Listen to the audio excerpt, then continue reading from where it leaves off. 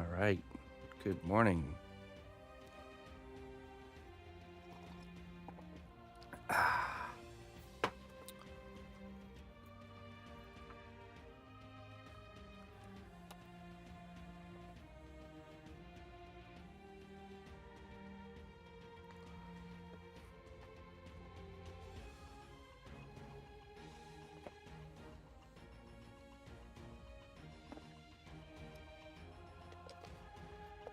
Okay, let's see here.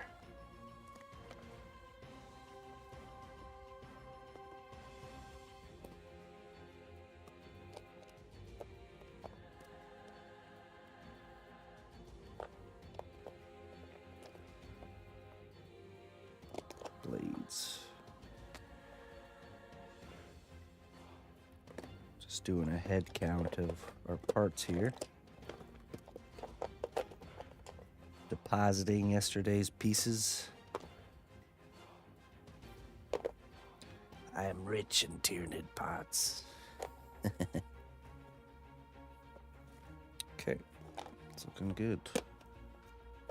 Quite a hefty basket full there.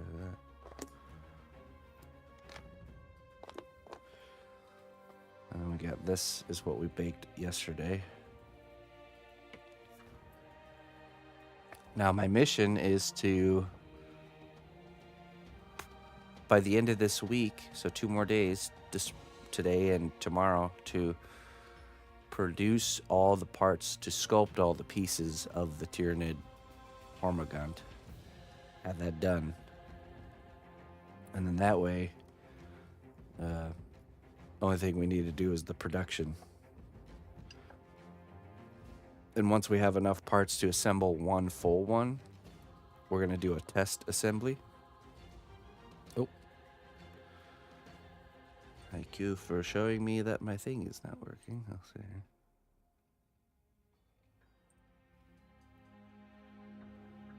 here. It should be. Why is that not working? All right, let me restart this.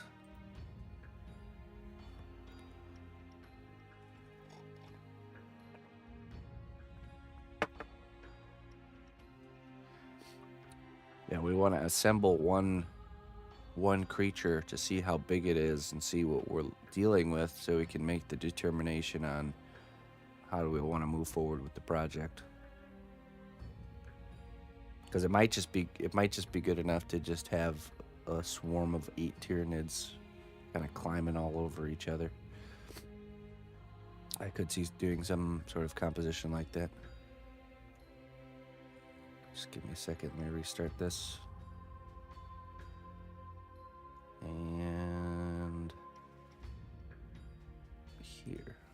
Hail, noble ally. Please accept these treasures as a gift for your unwavering service to the kingdom.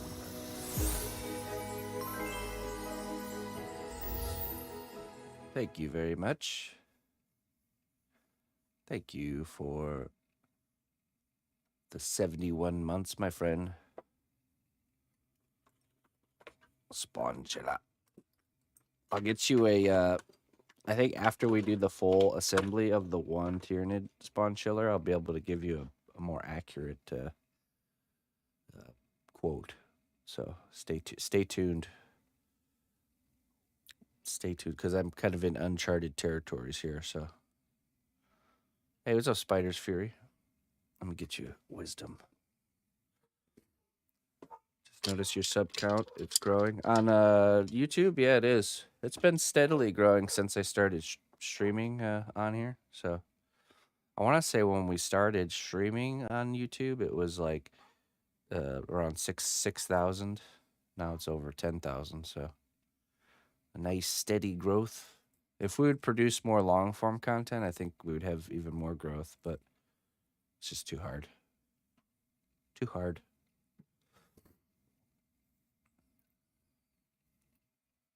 Okay. There's someone at the door.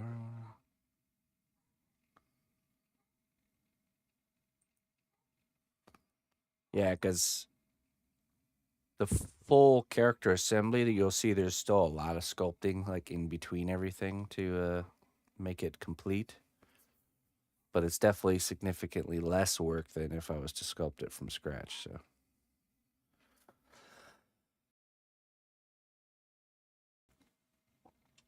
Um,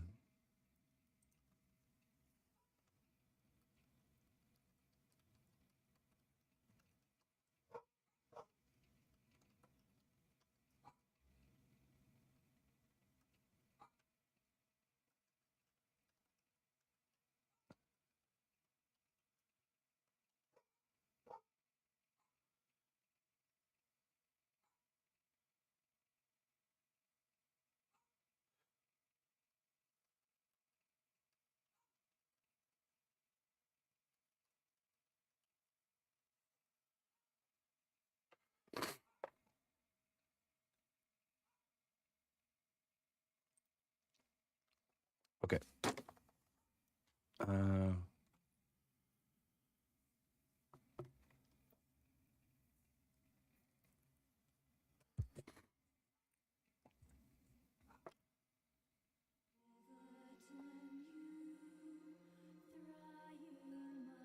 okay, hold on 1 second.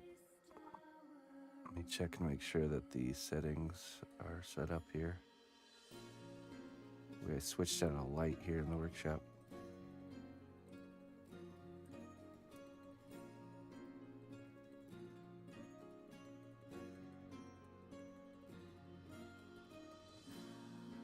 Okay, yeah. Let me take the filter off.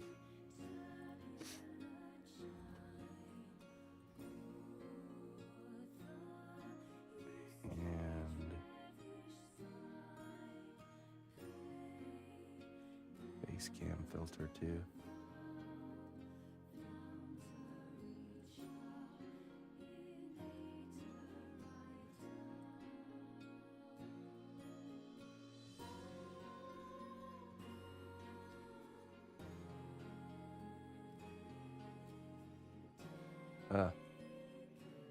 Listen closely, traveler, to what I say. Twitch Prime does not even cost a dime.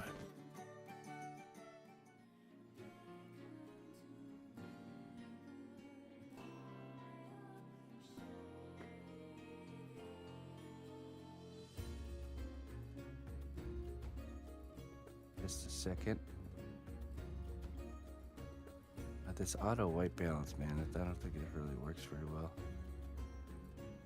That's not good either. Hold on.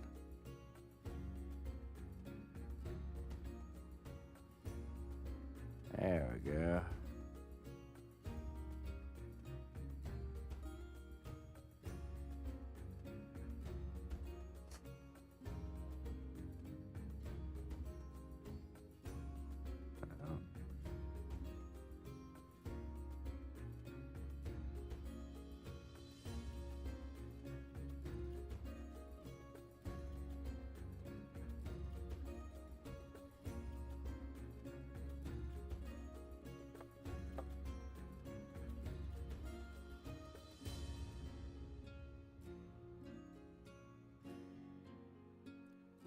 It's too red. Looks good. Yeah, perfect. We're gonna end up switching out this camera. This was actually this camera was one I bought while we were in Germany because we couldn't get our cameras that we brought to work, so I had to buy a new one. And it's pretty good. Just could be better. I think I just have to turn on auto white balance, and it's just sometimes it makes me so like red. See, it like phases in and out, probably because of the way the lighting is. That's all right. 'Tis the season to be flush in the face, I suppose.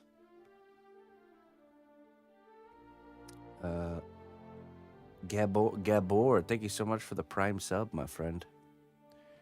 I appreciate it. Thank you for the support. All right, now I gotta take a screenshot here of the.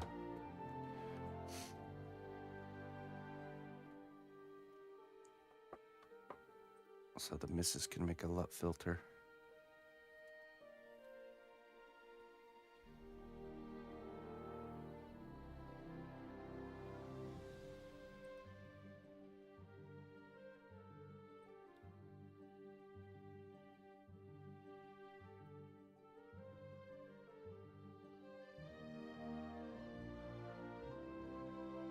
Okay.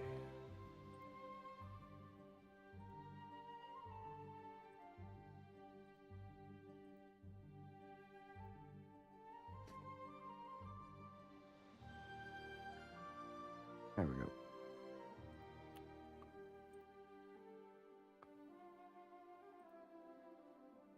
Let me just turn these back on. Oh, just for now.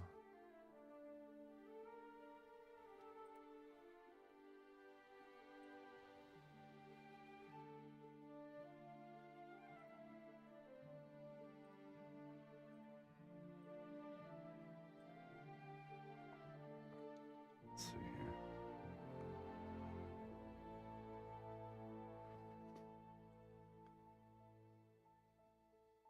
Hey, spiders.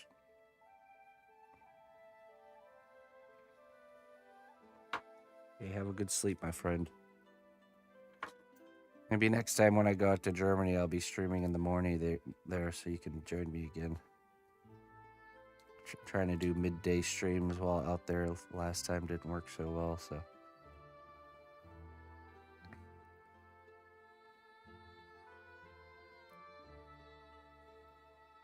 Hey, have a good sleep, my friend.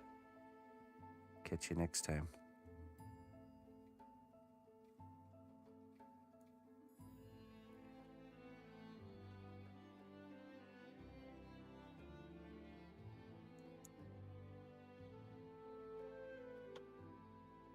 The braid.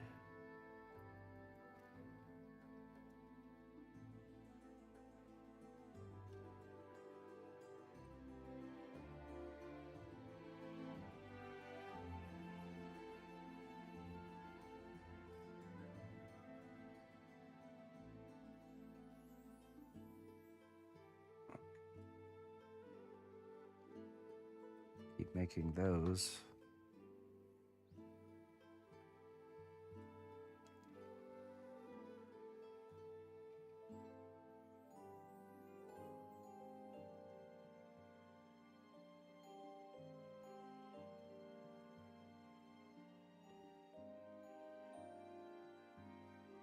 This one turned out really clean.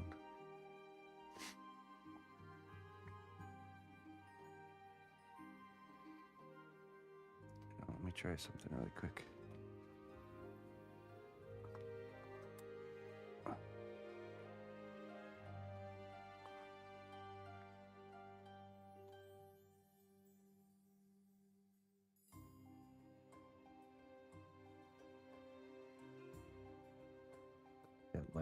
That light is too much. This is better.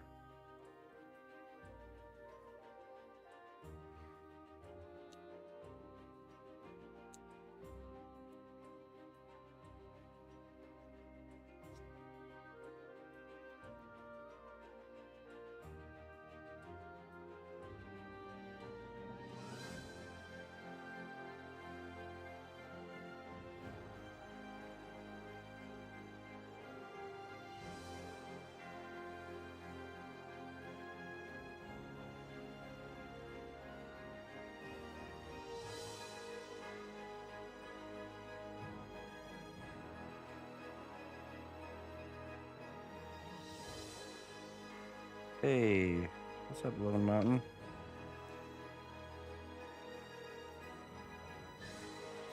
Nice.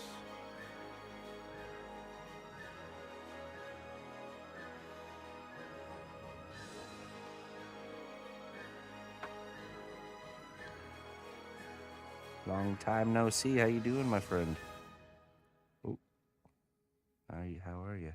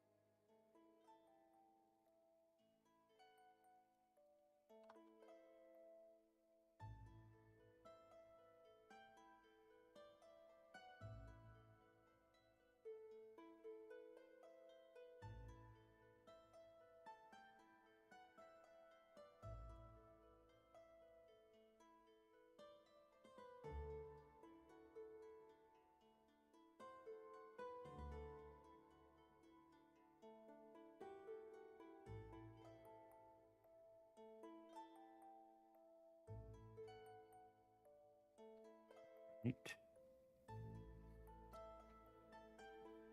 Let's see how this one turned out, the torso, but remember we did it just 1/2 at a time. Let's see if it's any easier to deal with. It should be.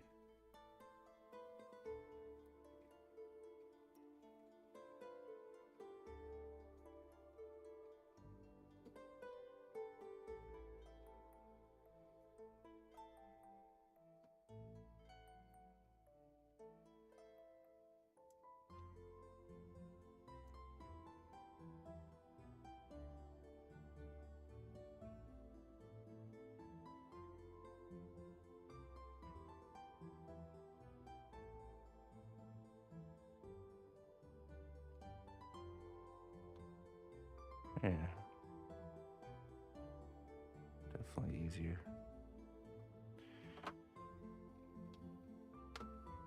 Oh, let's see how our first hand turned out.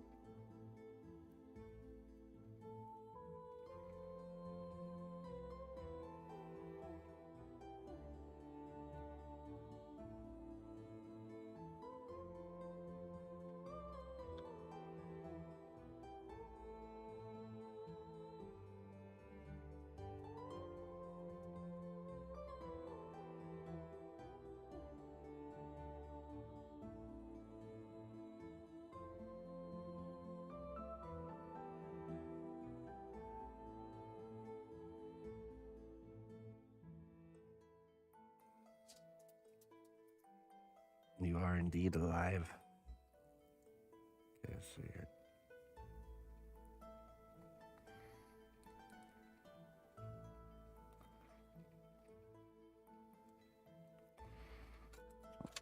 It's gonna fight us a little bit. Let's see.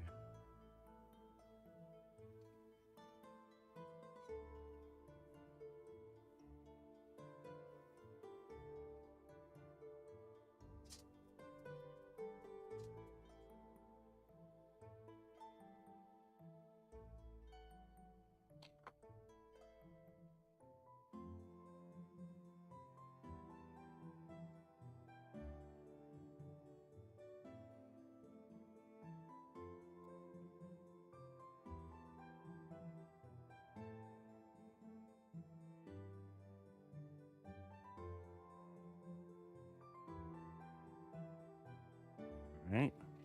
Looking good so far. See if we can get it out of there.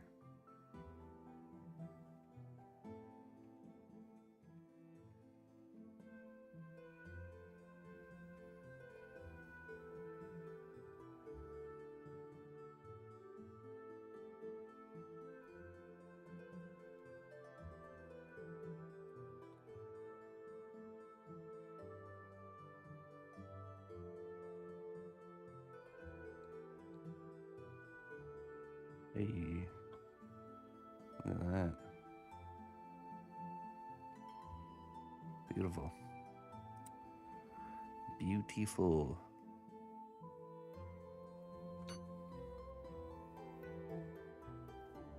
Technically, I don't know.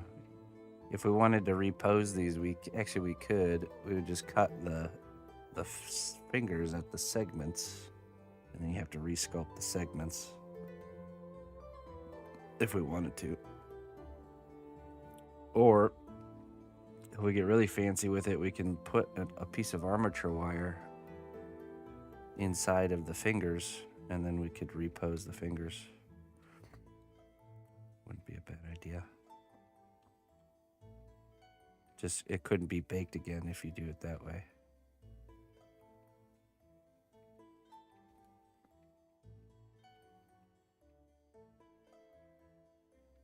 Hey, Silai.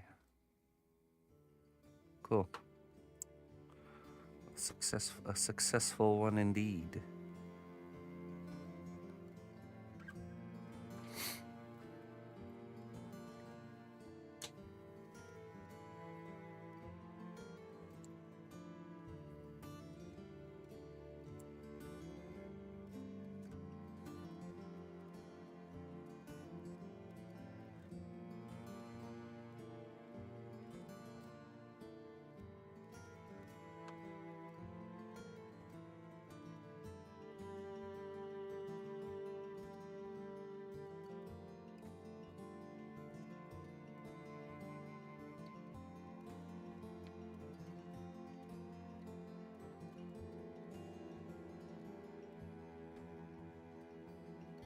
Hey, thank you. Yeah, I like it too. So I have, uh, we're just waiting on a lens to come in. We have a new desk cam. So like this right here is just a still image, but we have a new and improved desk cam coming as well. Just waiting on the lens. That one will be a DSLR.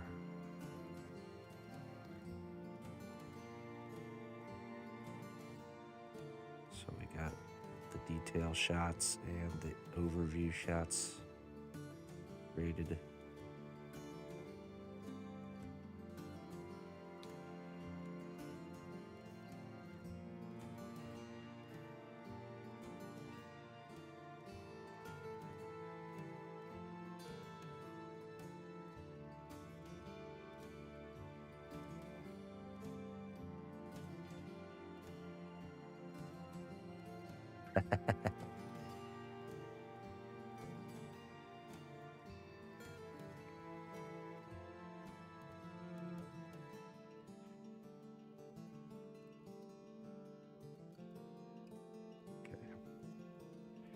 That's definitely the way to do it.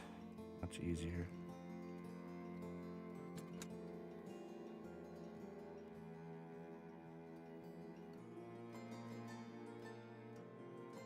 So then when we put this creature together, all we gotta do is just kind of sculpt in the seam line, which is no problem.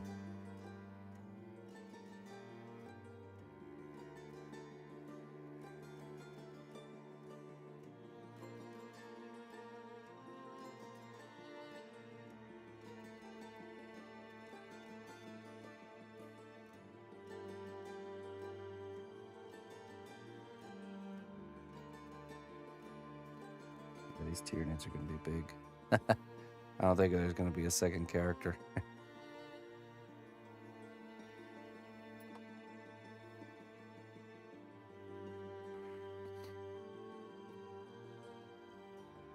Oops.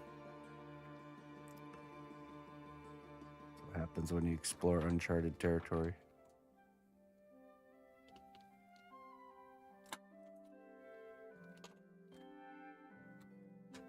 Okay, I gotta do the other side of this mold. This one's a new one.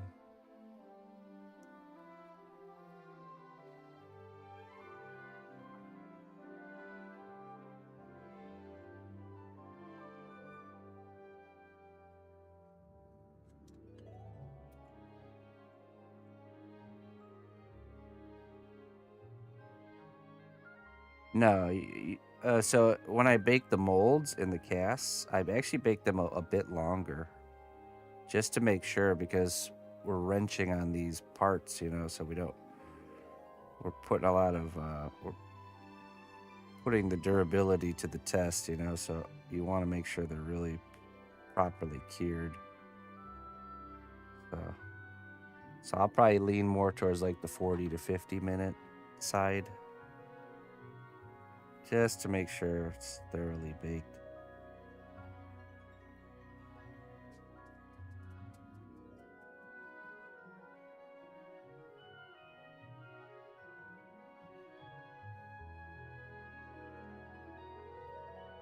Yeah, no problem.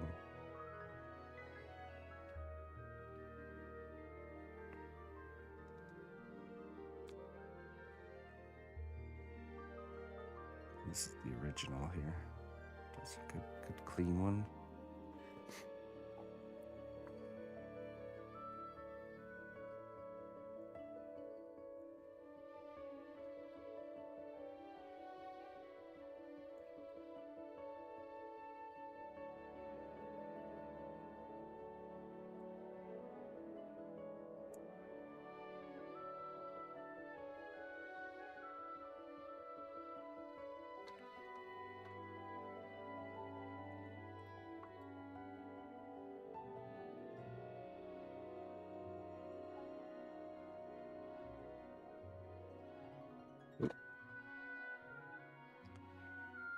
That came out easy.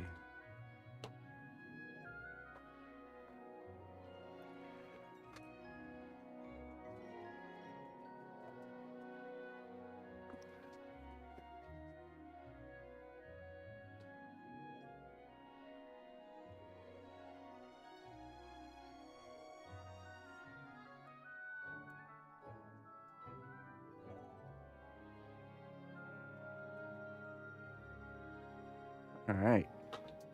A lot of parts added to our part stash here.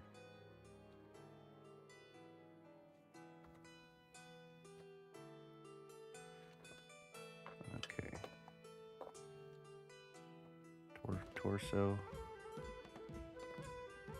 We have to hand, forearms, bicep, small biceps,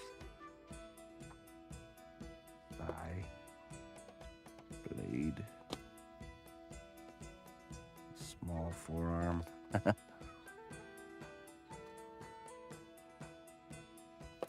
Okay.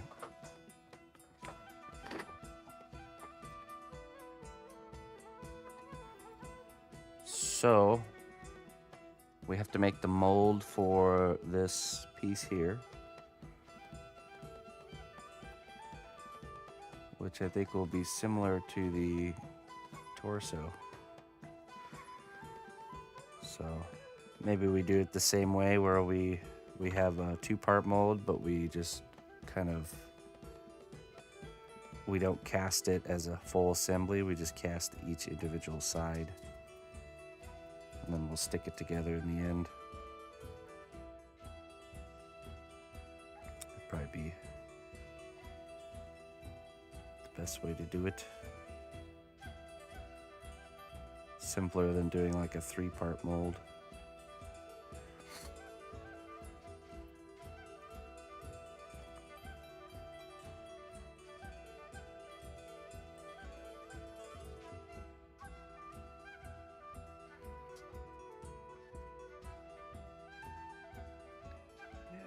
Probably. Could give us a hard time. We'll see. And we gotta do the other side of this too. This is the other hand.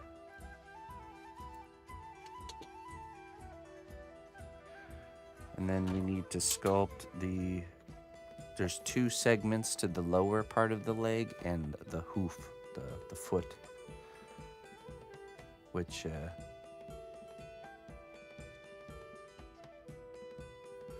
it was good, Looper. It was really good. Yeah, lunch was great. We were able to. We got to the place where the dancing studio is at. Is also the same place where the kid activity center is. We take Emma to. So she was able to, we got there early and she was able to go play, hang out, and then danced it up.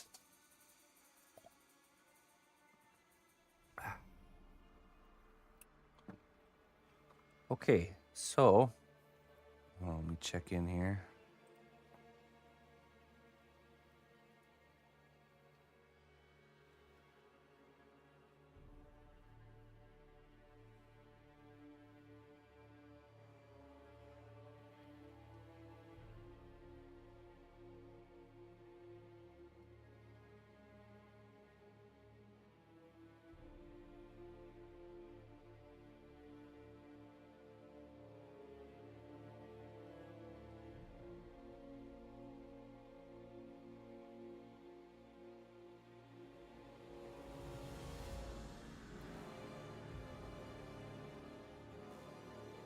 Let's get our C1 separator and start coating these parts here.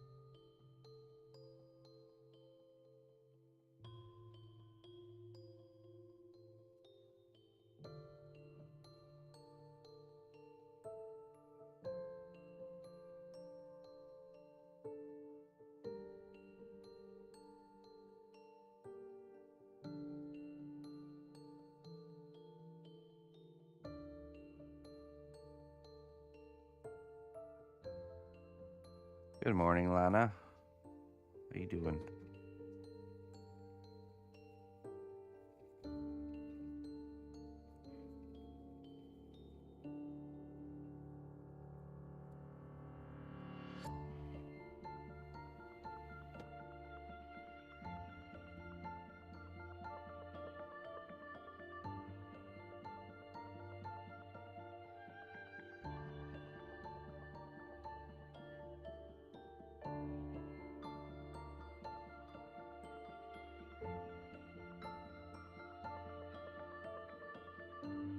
Alright, I'll let that dry.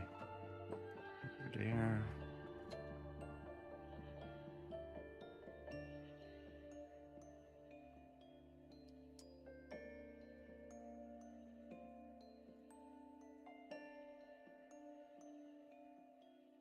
Yeah, it's off right now. It was too bright.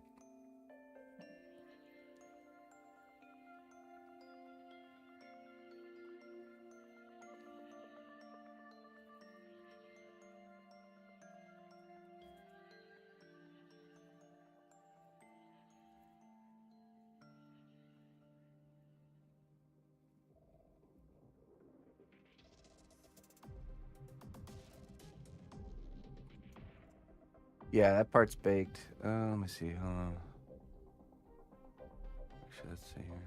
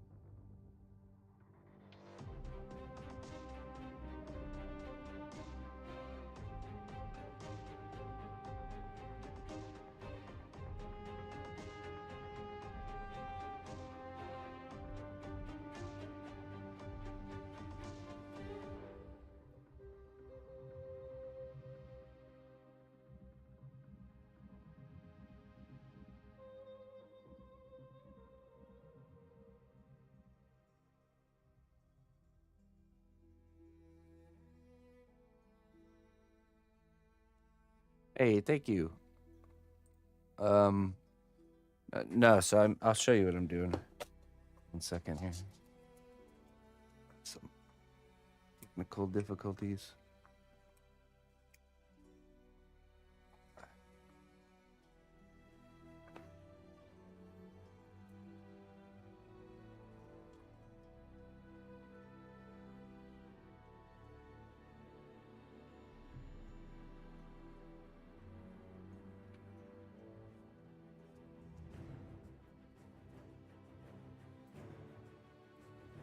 It's way too bright.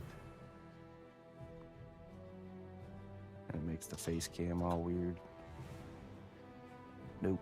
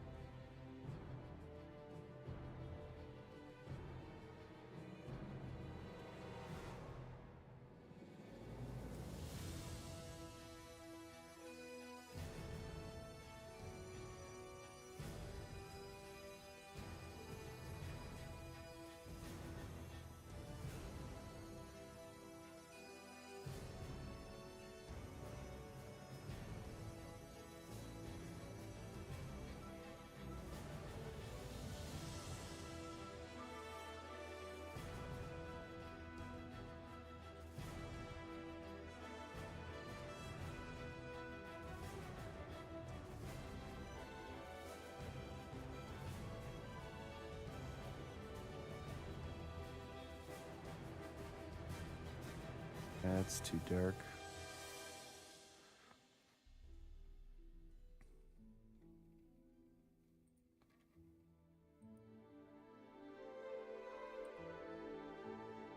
There we go.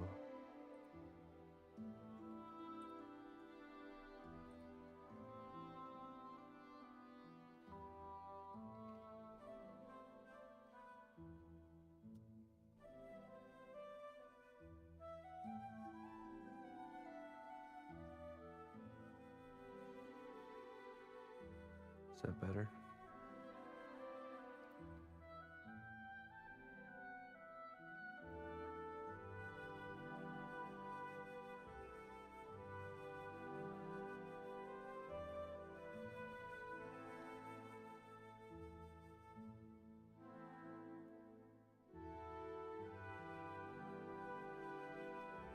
Here's without the filters.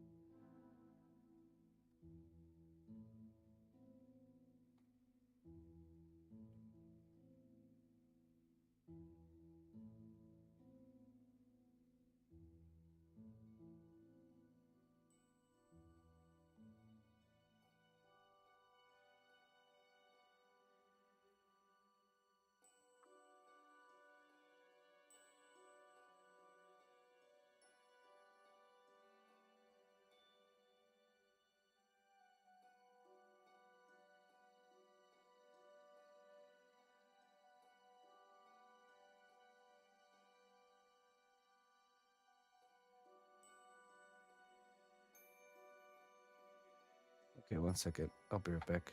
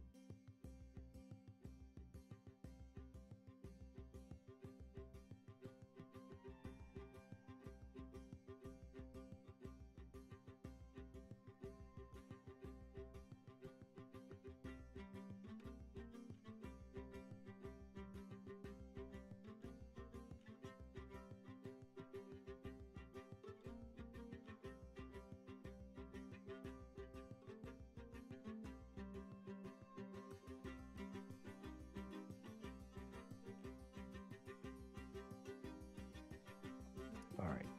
Sorry about that. There's some technical difficulties here.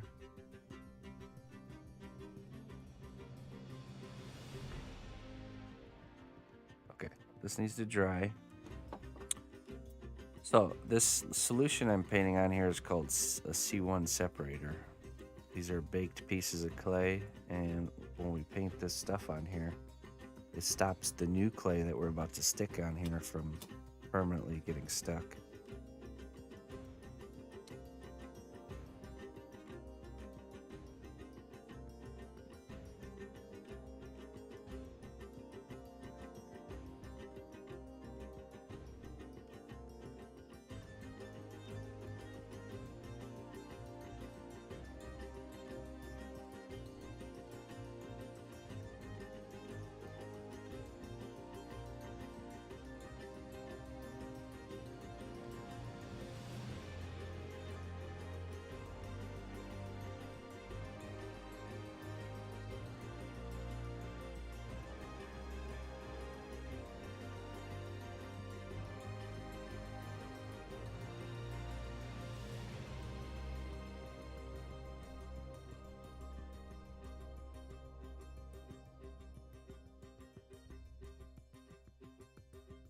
Hey, what's up, Big Daz?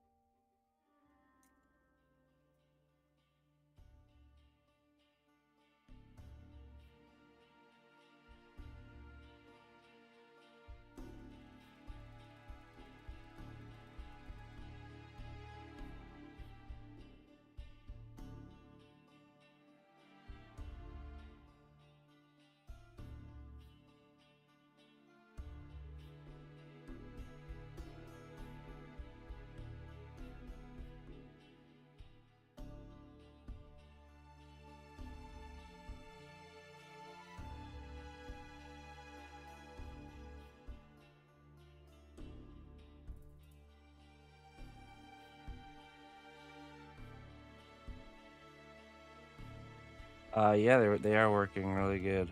Even the more complicated ones like the hand. We did our first successful pull. Relatively easy.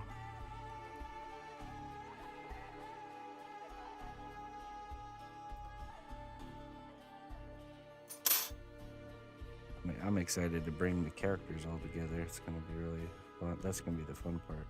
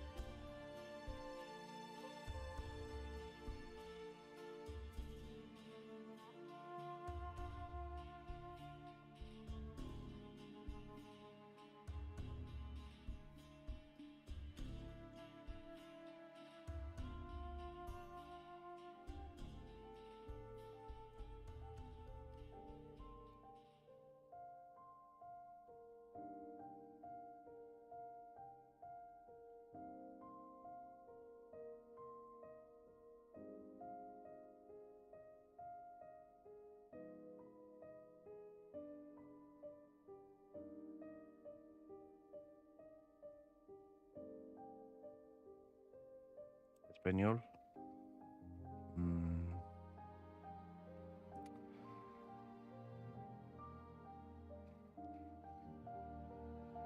Poquito.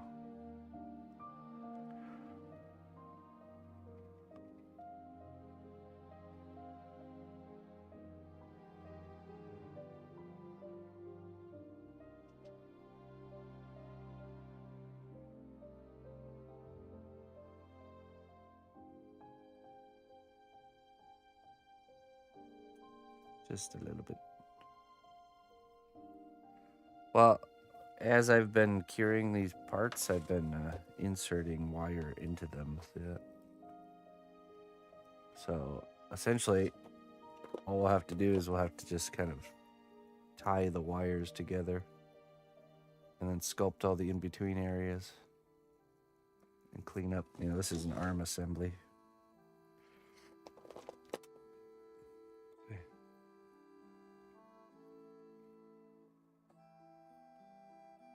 It's one of the scythe arms. We could pose it how we want, and then,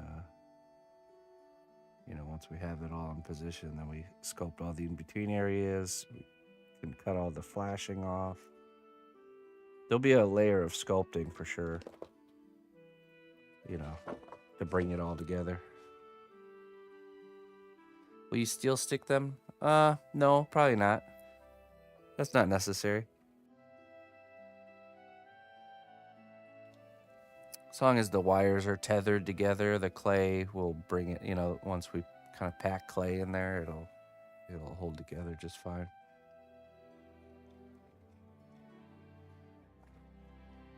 There might be some parts I'll steel stick, just depends. Well, because since the wire doesn't go all the way through the build, we have to be careful not to,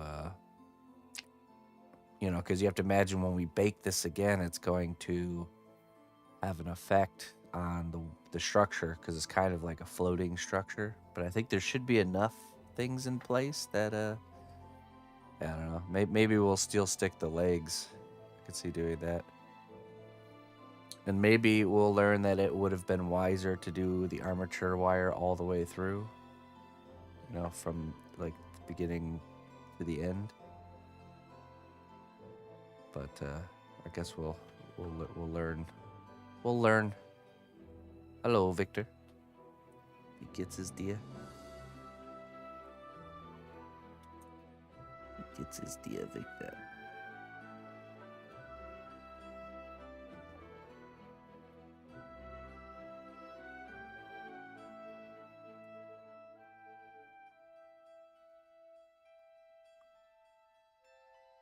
Yeah, I could see that potentially being an issue. That we'll pose the characters, we'll get them all tied together and sculpted in between, and then we bake it, and then some parts will like not be able to bear the weight or something.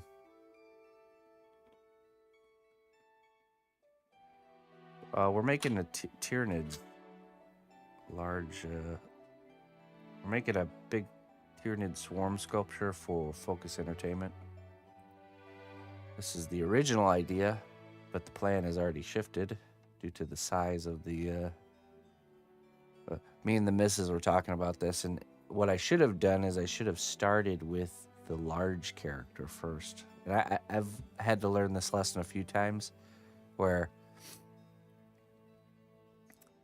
you should always start with the biggest part of the project, and that way it can't get any bigger than that.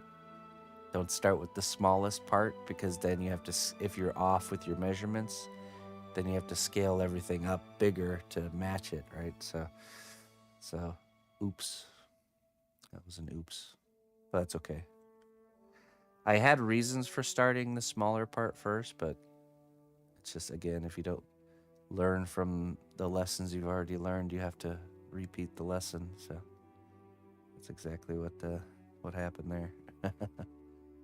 What's up, Orion?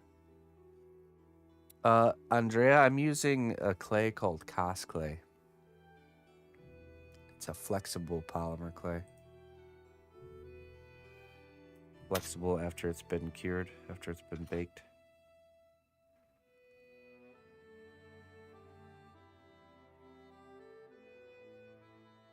Okay.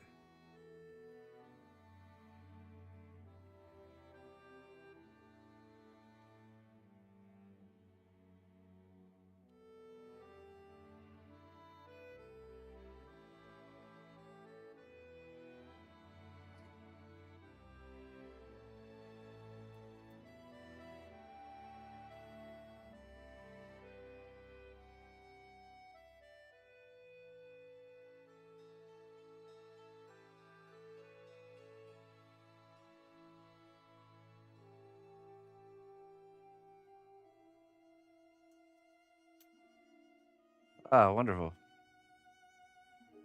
Daughter for the win.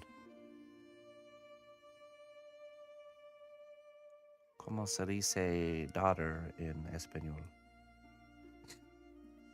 Can't remember that one. Or hermano? No, is it hermana? Or no, hermano is like brother, right?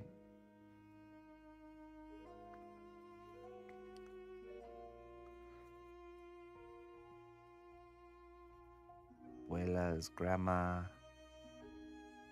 Abuelo. Opa. I don't know, daughter.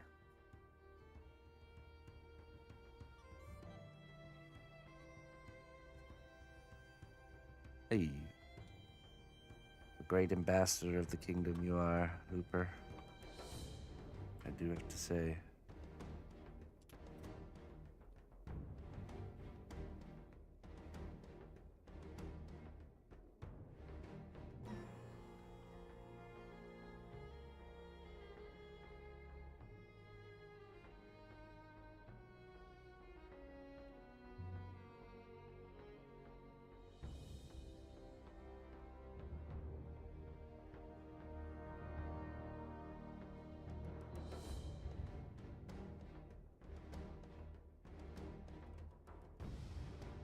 Hey, what's up, Nighthawk?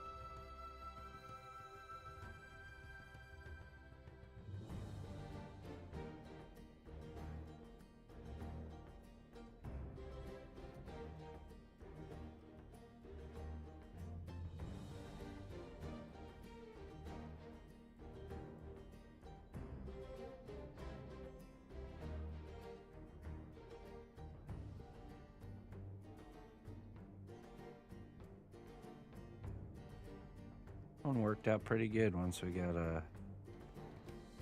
doing it just in a half like that.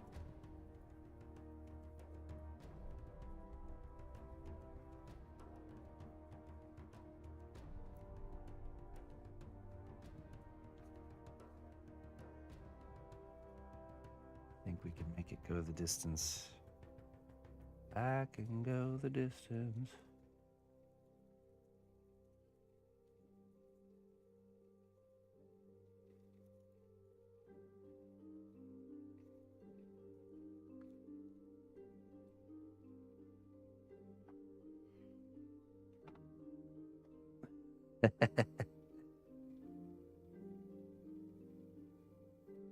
Hey, Scorpio Seb. How you doing, my friend?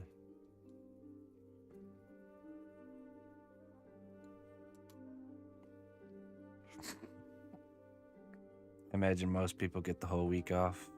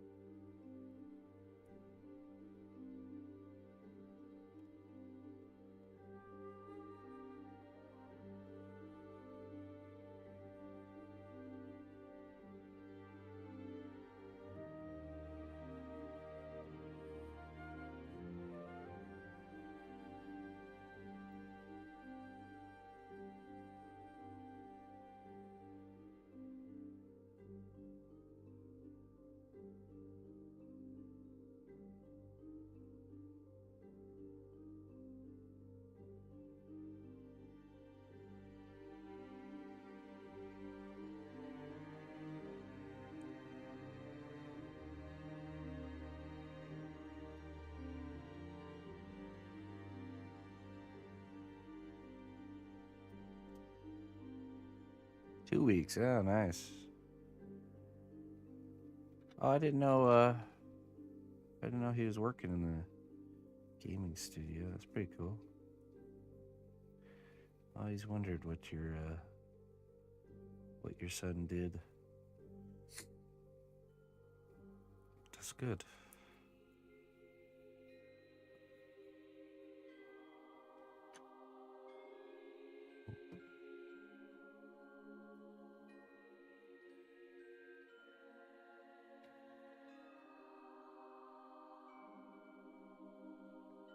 Okay, cool.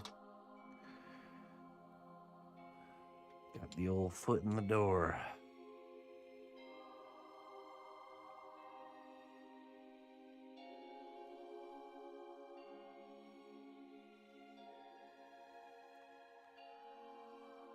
Blue Isle Studios. Okay.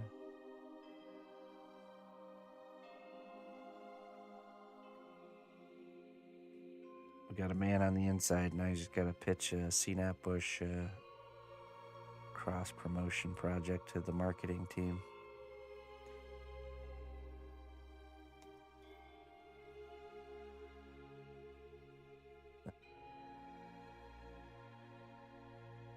All right, Clayton. Enjoy.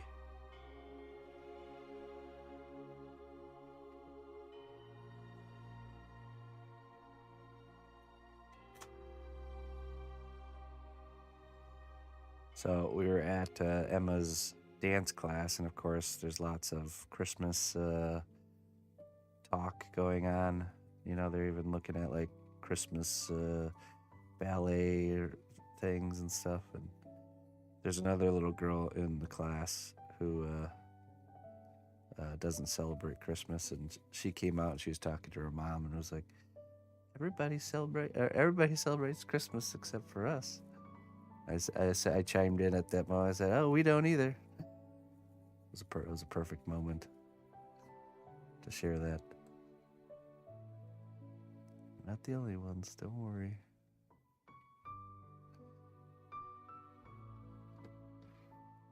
In fact, it's a whole half of the world population that doesn't celebrate Christmas.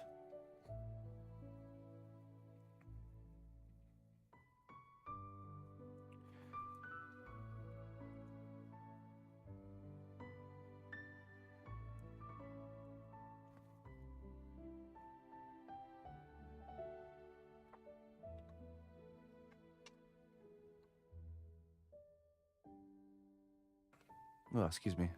When you make a project with LED lights, do you bake them or add the lights and cables later? I add the cables during the creation because the wires it's just copper wrapped with insulation material, and it can withstand the temperatures.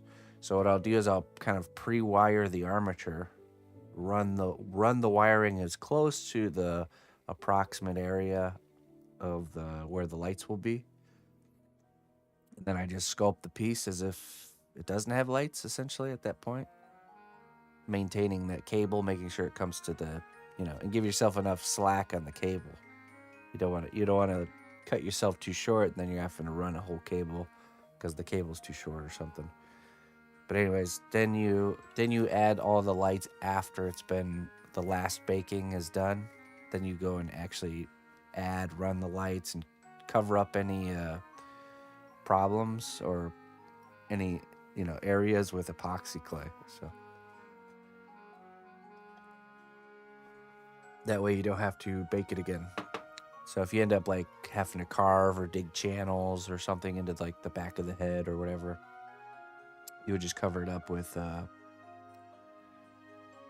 whatchamacallit. Actually, you know what? Let me show you. I have a project where there's ways you can use this solution here, this C1 separator, to create parts of the sculpture that come off. And then you could, here, let me just show you. It's better if I show you. Where are you? Where is he?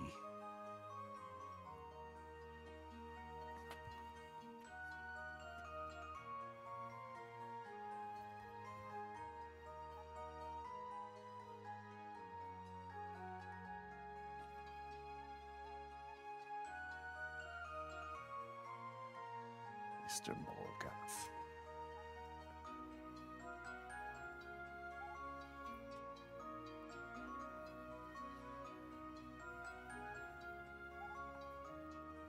Hold on 1 second.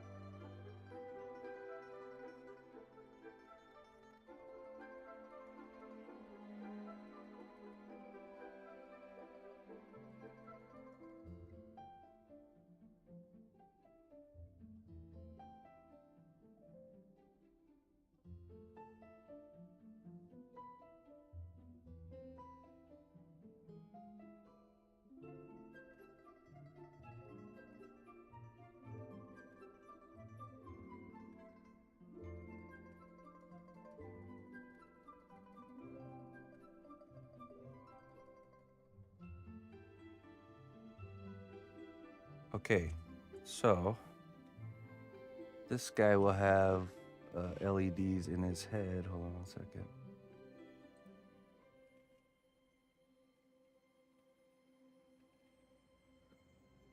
So he will have LEDs in his eyes and in his crown.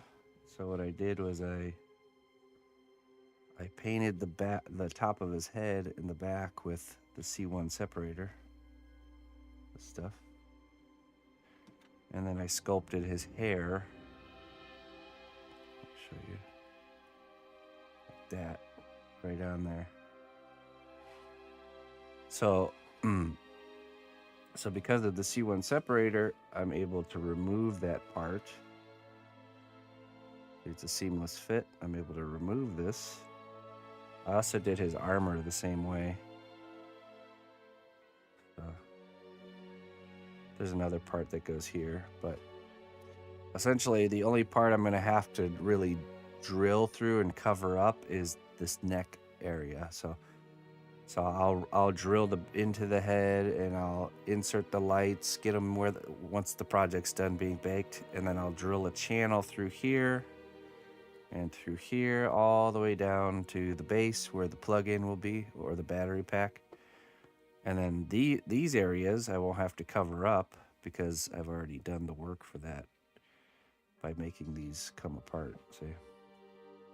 So, and then the only area, it'll be this little spot on the neck that I'll have to just, I'll carve a channel through here with the Dremel tool. And then I just need to pack in some epoxy clay and just match up the skin texture. It's really easy to do that. So there certainly are ways to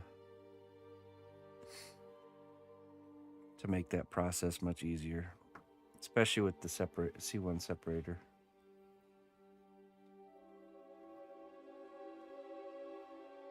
Excited to get back to work on this. I think we made him. Oh yeah, see. Nice brass rod detachable,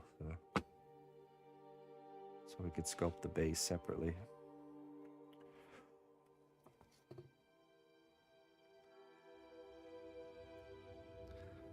But before I did it that way, I would just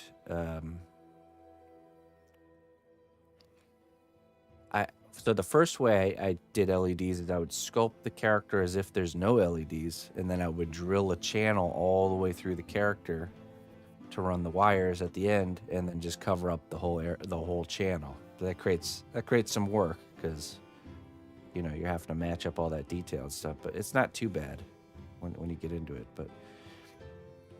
And so one way I could have done this is I could have ran the wires to the back of the neck here already. I was out of town when I started this though, so that's why I didn't do it that way. I didn't have all the things I needed to do it then.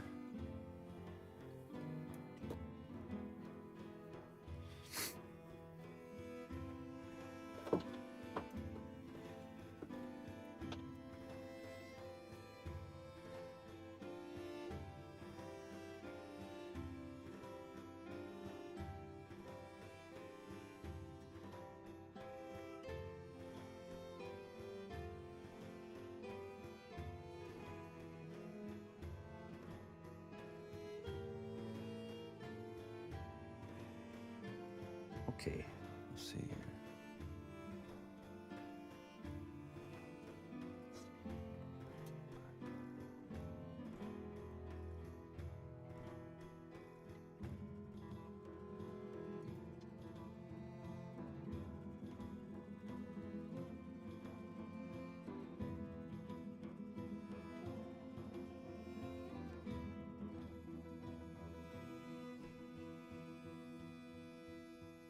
I always just assume that if I were to put the LEDs in with the original sculpture and bake them in, that it would somehow lessen the life of the LEDs. But it's more of like just an educated guess. I don't know if that's would actually be the case. I just assume it would be.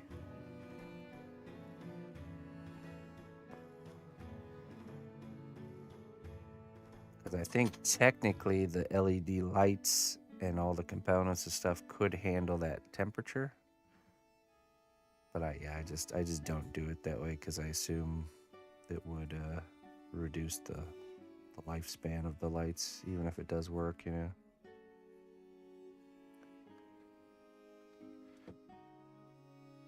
But I could be wrong. I never really tested that theory. It's a little bit hard to test, though, you know. I'd have to make two sculptures side by side in the same materials and everything, and then one I bake the lights in, and the other I insert them after, and then we have to wait like multiple years to see. Let me just turn these on and wait 10 years and see which one lasts the longest, or if they both, you know, run out of juice at the same time.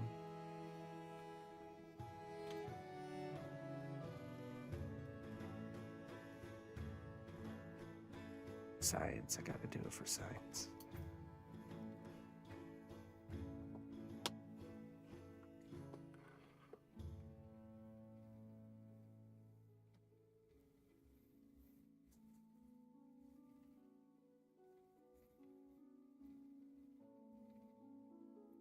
You'd be more worried about them getting burned. I think the material that they're made out of can withstand the heat. I'm pretty sure that they can. Because, you know, I've looked into that idea.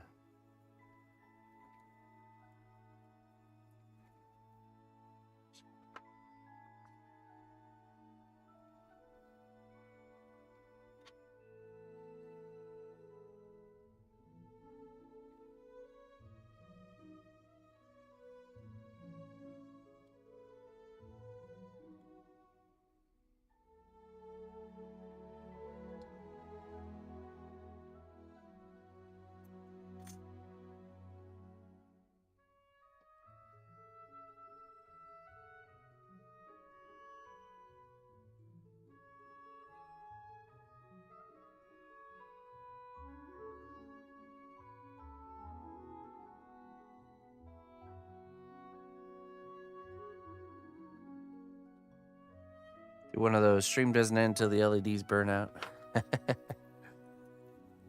10-year streamathon.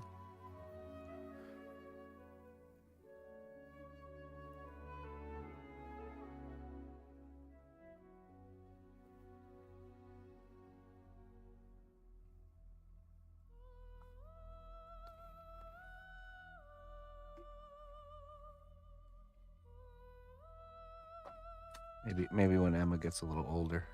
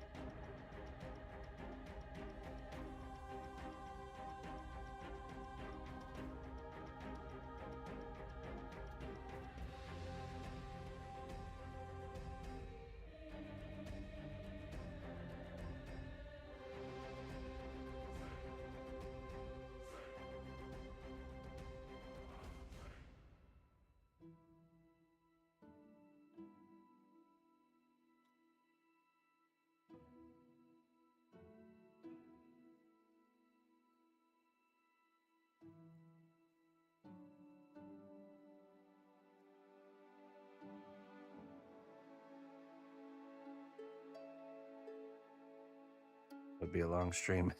Yeah, I know.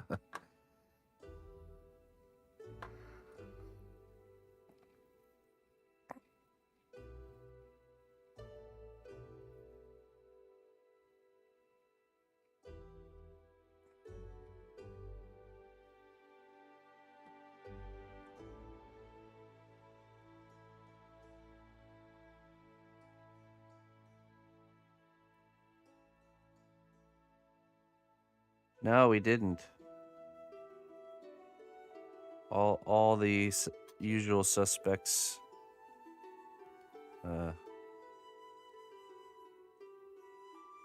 said no. So I think I'm gonna call the company and say, hey, I had something sent to me. Any way you could tell me the first name of the person who sent it?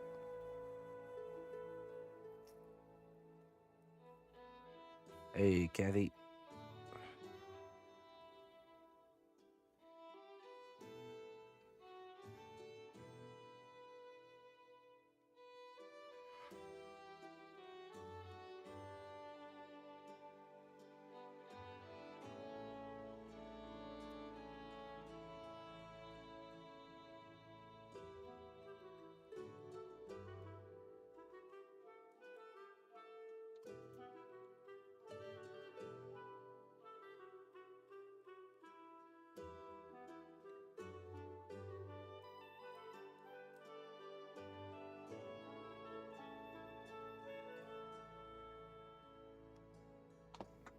Okay, that's everything.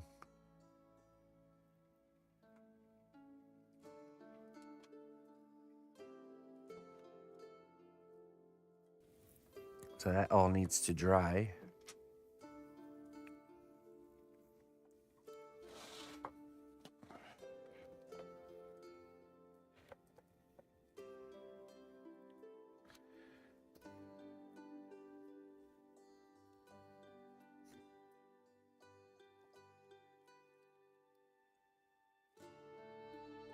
Tempted to do like a test fitting.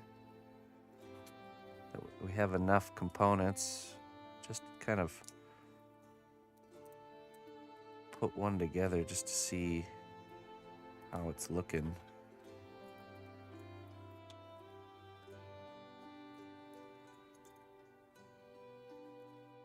Not like fully together, like sculpting in between and everything, but just tying the wires.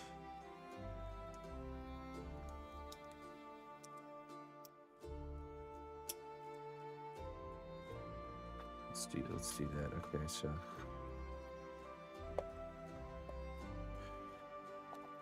let's grab a torso.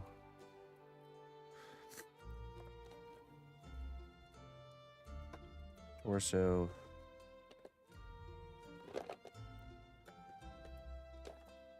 Head.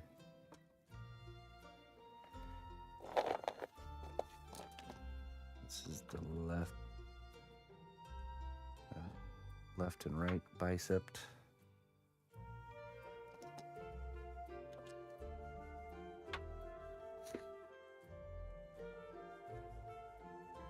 A jaw.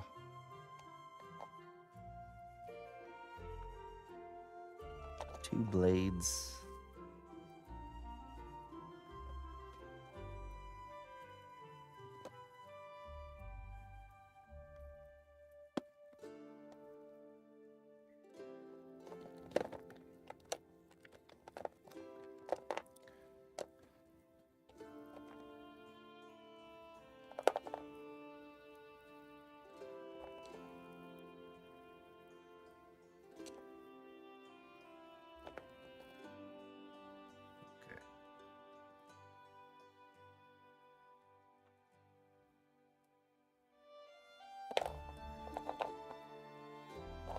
Two forearms.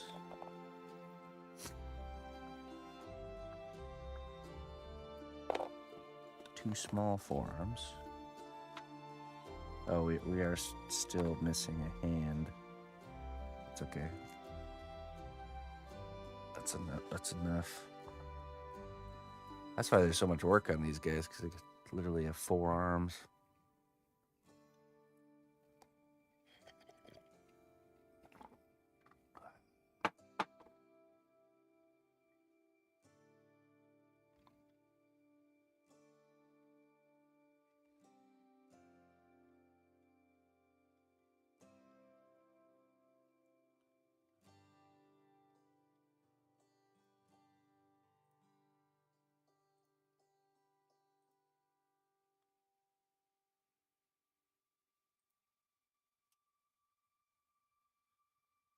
Okay, let's see here.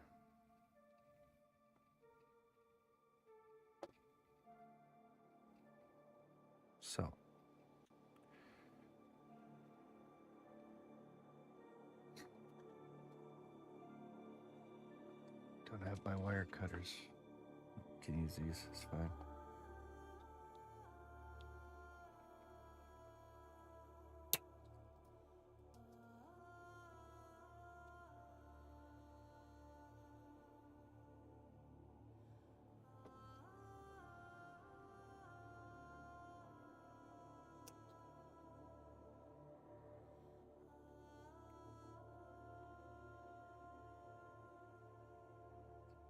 The right distance.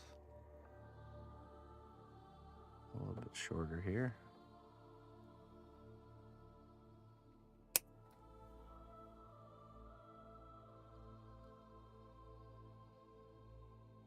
Okay, let's take some small gauge wire and we'll kind of tether it together.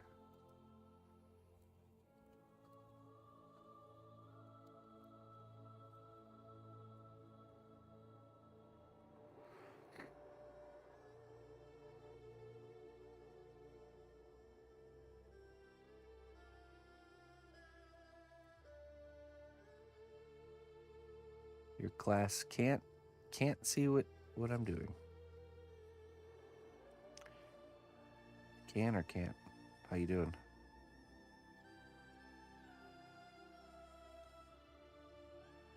Good morning.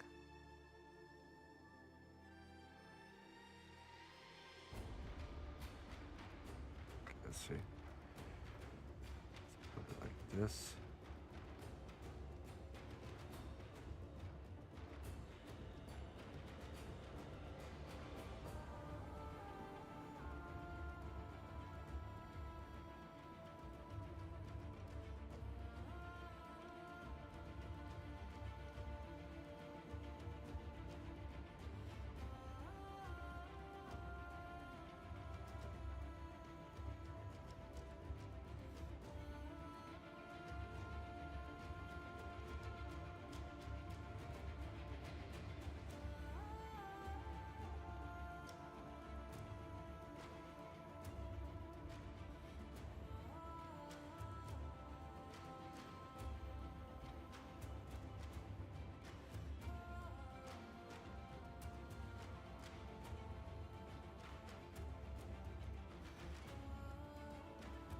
Okay.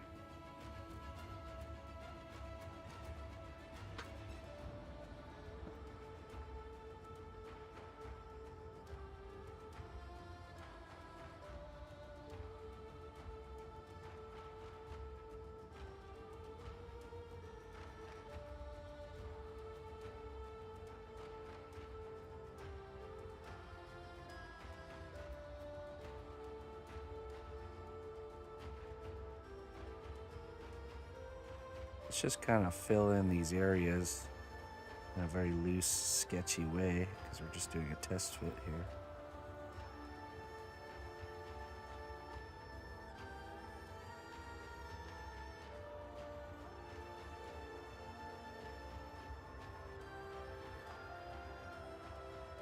What's the jaw? Oh.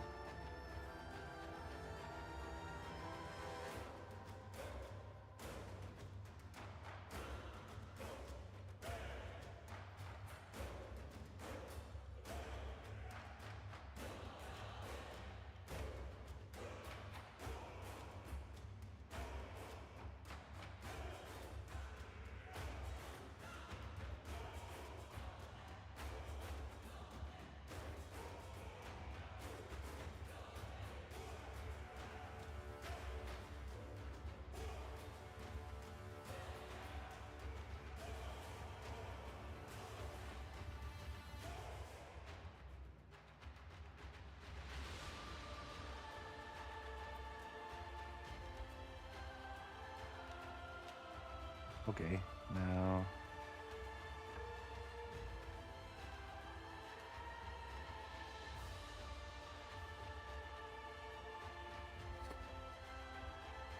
probably doing some sort of a peg here.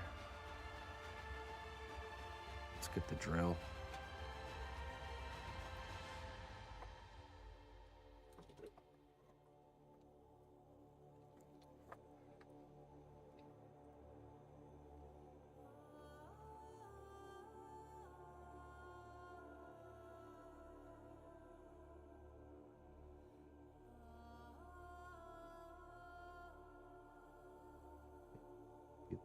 I think. Mm-hmm.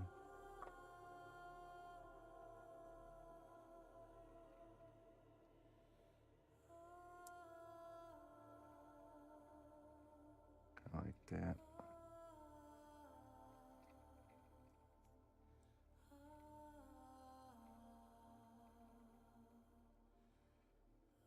A little bit shorter.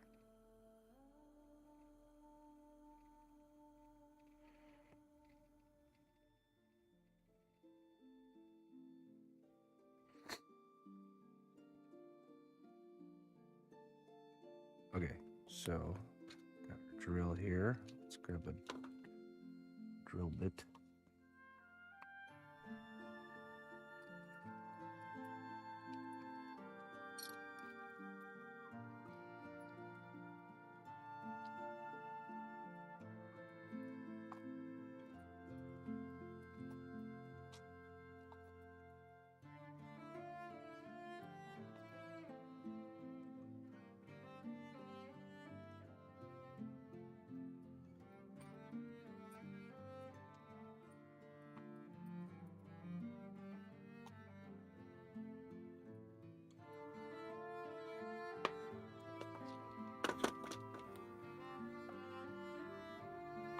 Should be about the right size for this.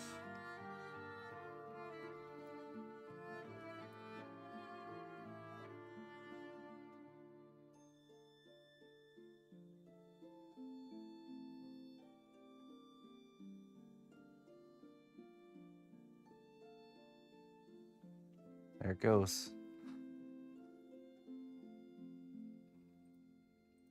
Drill deactivates camera. The newest technological phenomenon on cnotbusch's stream. The all-powerful Obi-Wan Ryobi.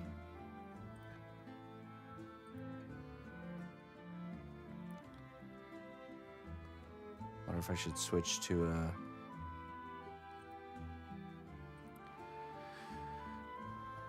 Yeah. Wonder if I should switch to a cordless drill.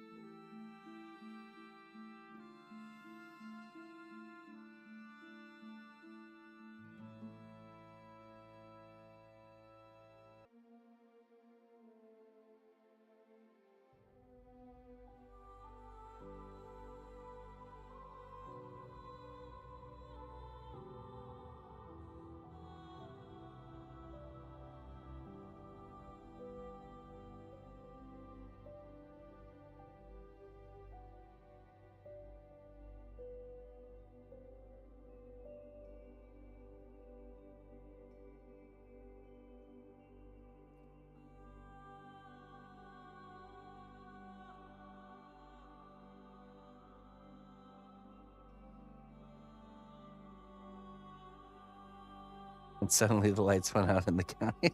Let's go out here. I can go grab a cordless drill. Let me see.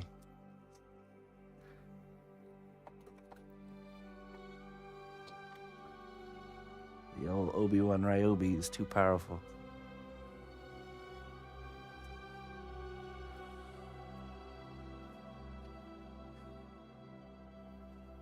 Okay.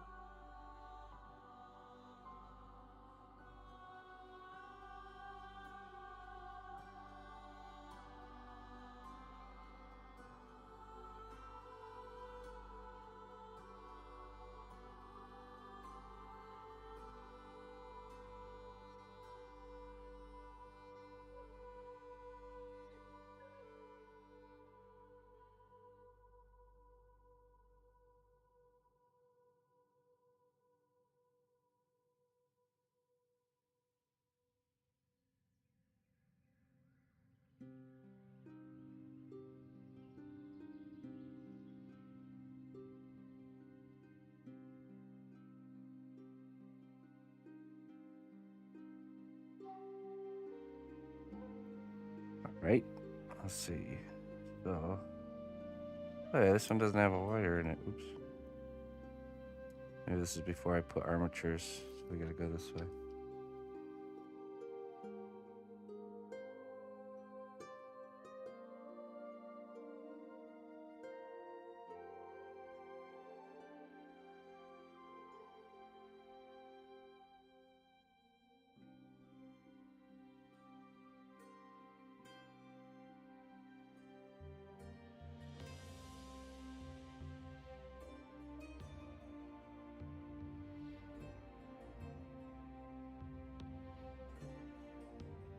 Punch through a little bit over there. Oops. No problem. Okay, let's see here.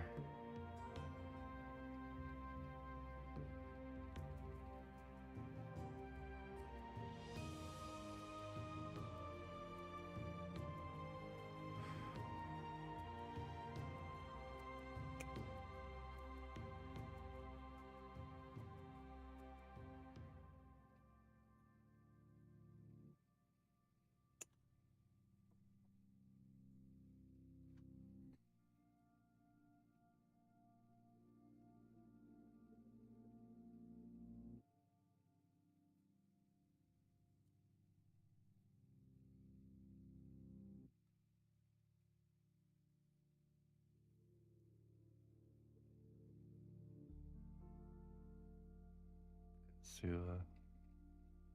do a little blob of clay right here.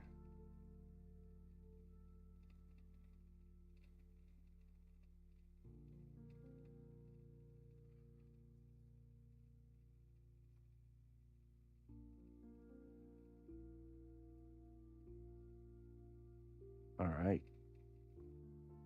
Oh yeah, good day to you, Mr. Jones.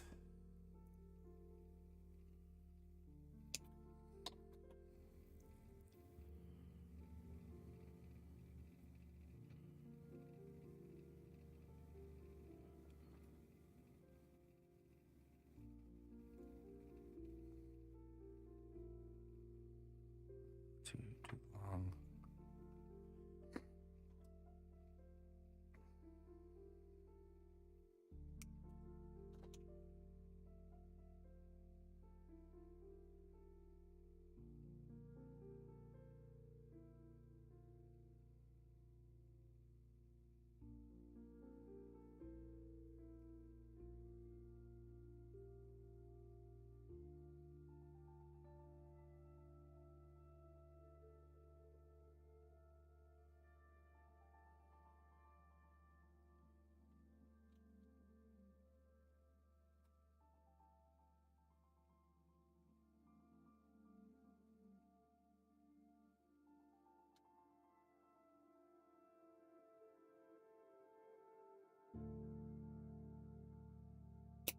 The wrong arm.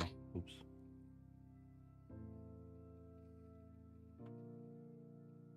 There we go.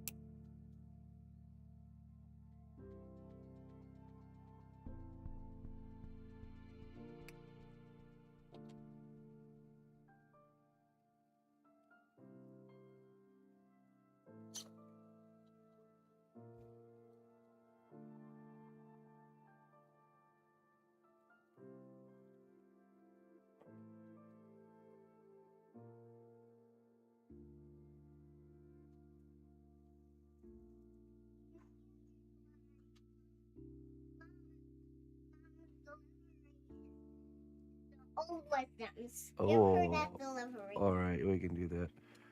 We got a lot of used up wisdoms here. That might break her.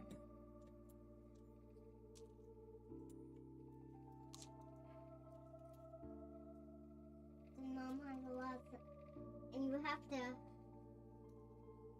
Okay. There you are. Oh, and this one. Actually, no, this one's not used. All right. There you go. You're welcome.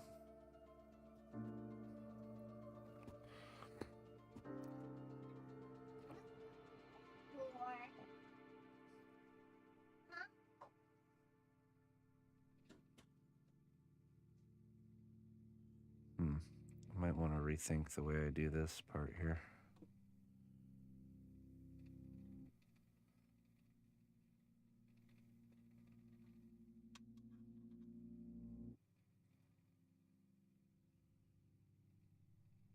Yeah, let me have this arm here.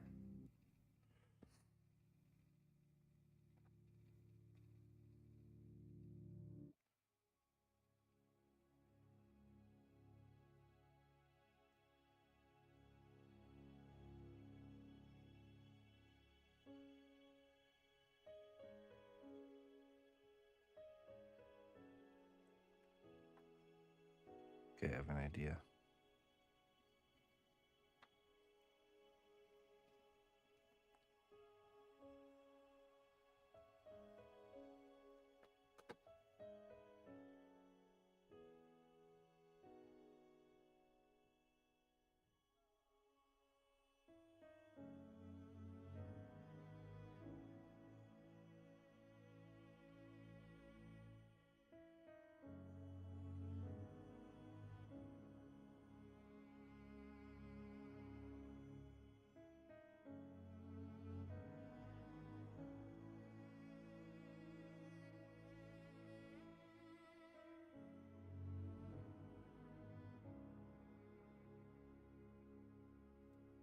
Yes, this will work perfect.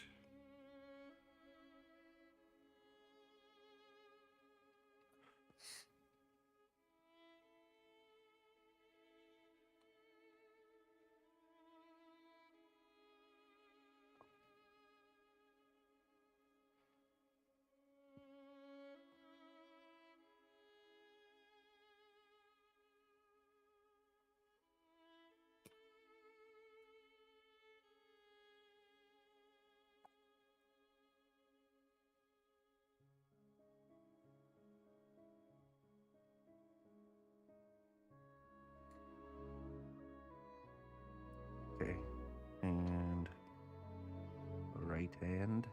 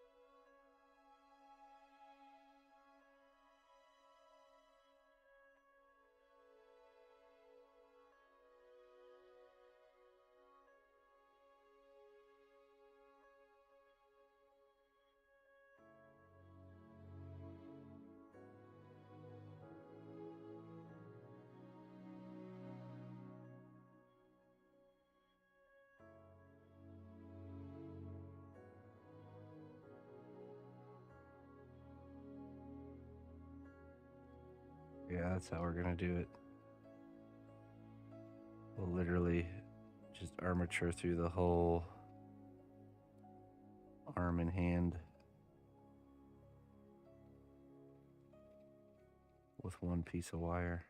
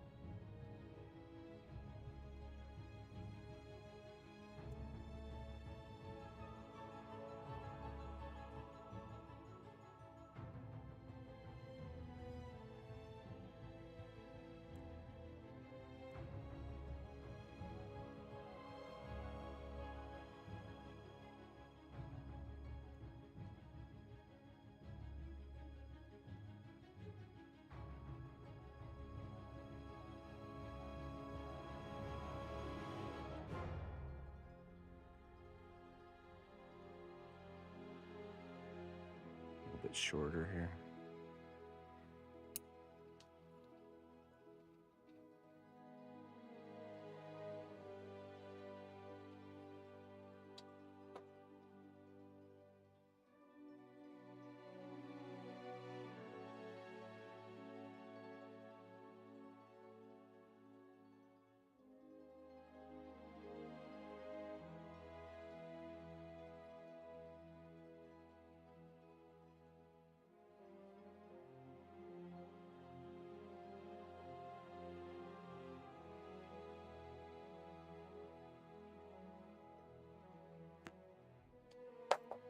Oops.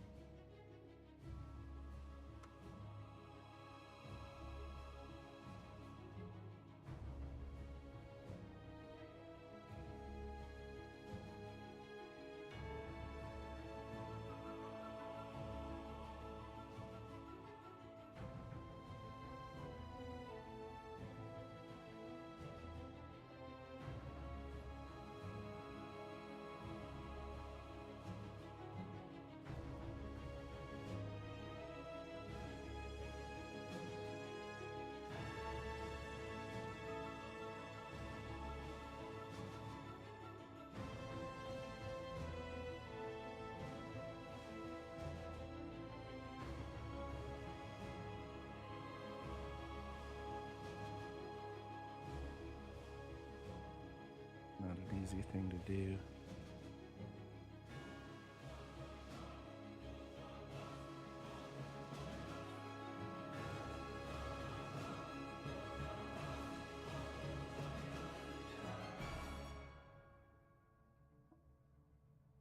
Got it.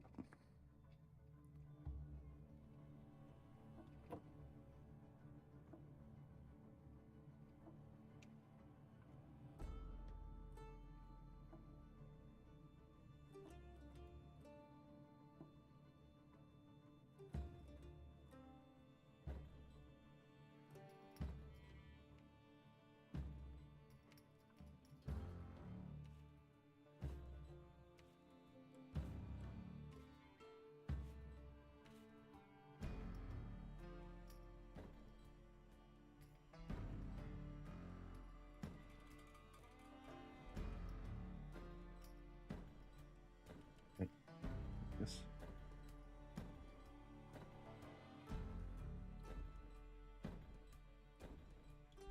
Think like that.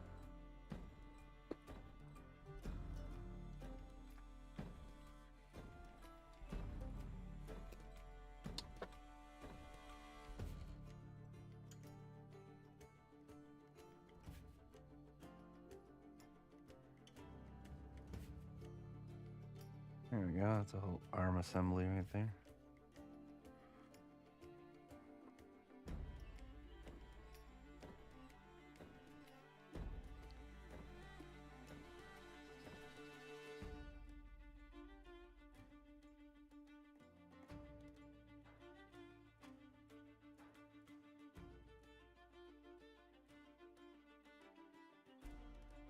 Yeah, I don't think we're making another character.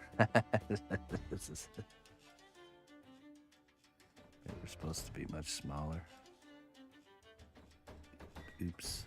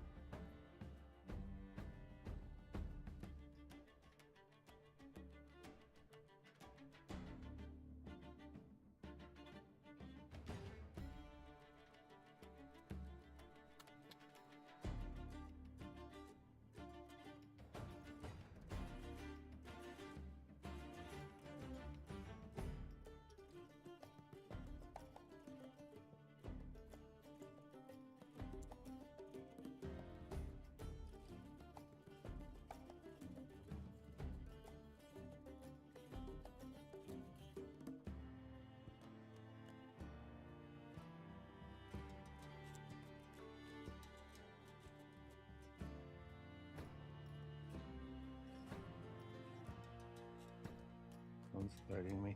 There we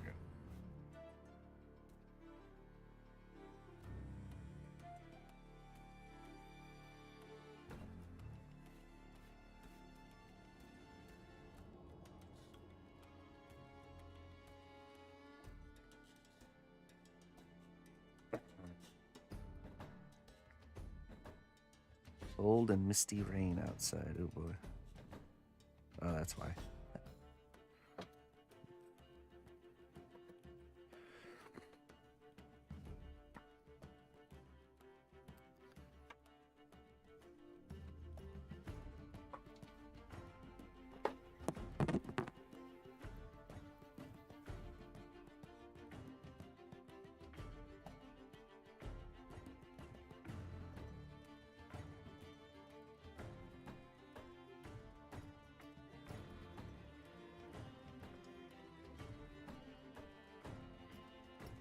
All right, Big Daz. We'll catch you later. Have a good one, my friend.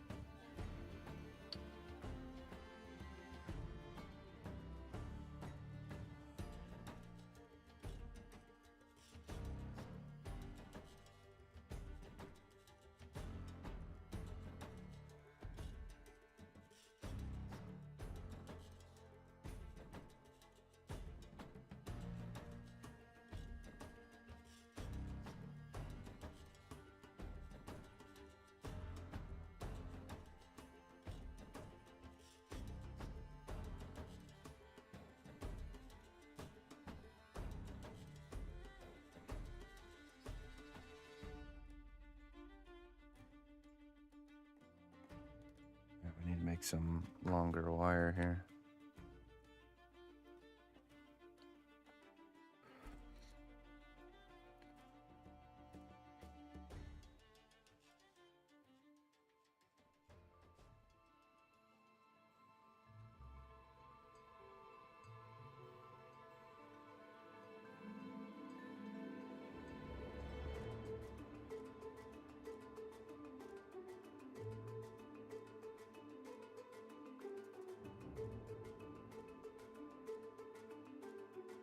I wonder if you guys can build like a windbreak of some sort.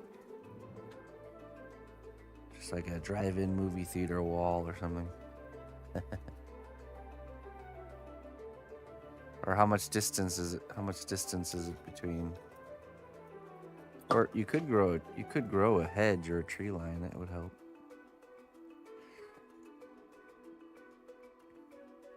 Hey, what's up, Jonathan? Thank you, my friend.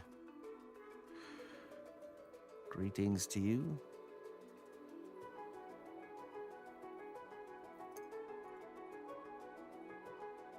Doing good there, my friend. Thanks for tuning in. Thanks for lurking. Shaka.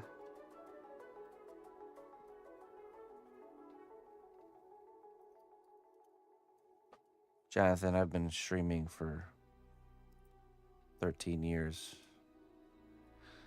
If it bothered me to repeat myself, I'd be gone a long time ago. I use Cosclay. I think you do exclamation point clay. It'll give you a link and everything for you.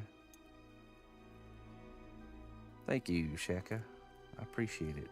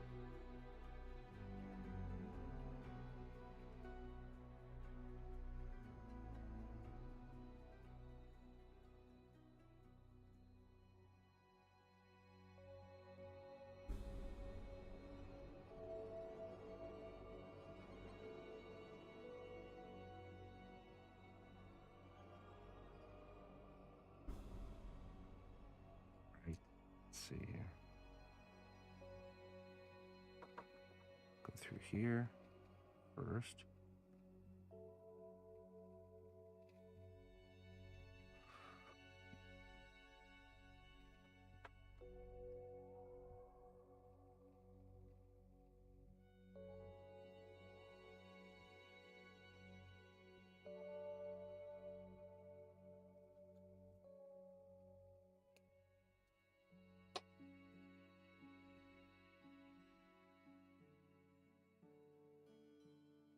Camping coffee.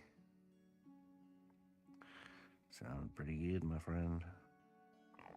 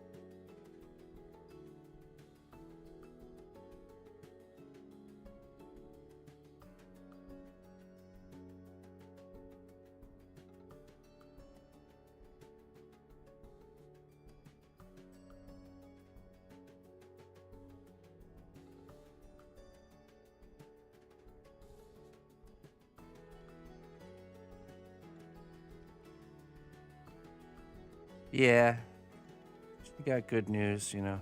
Stuff that was going on was not cancerous, so.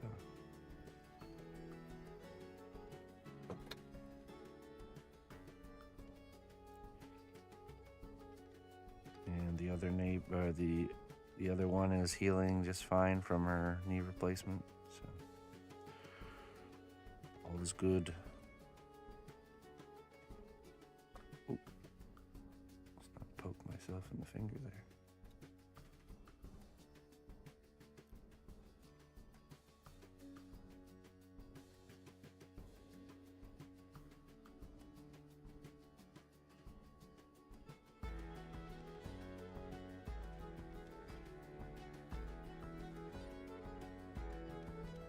That's probably a little bit too long. That's okay. Just a test fitting.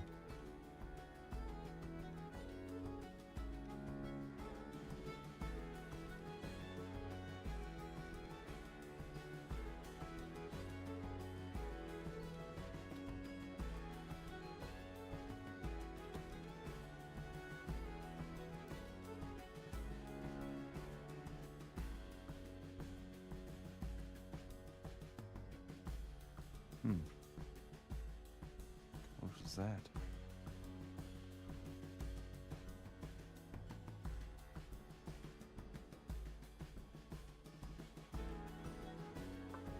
Yeah, I'm just not seeing anything on my activity feed. Did somebody just subscribe over on Kick?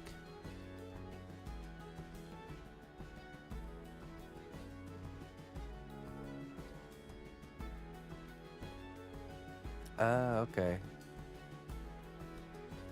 It's weird that doesn't show in my activity feed.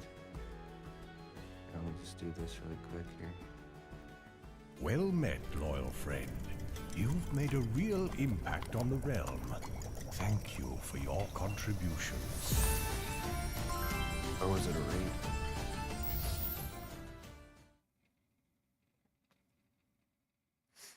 Oh, okay, very good. Okay, there we go.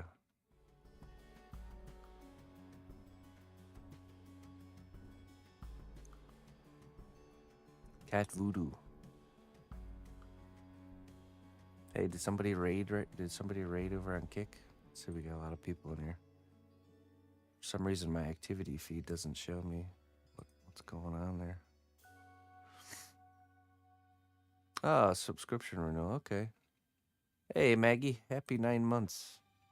I'll get you your wisdom.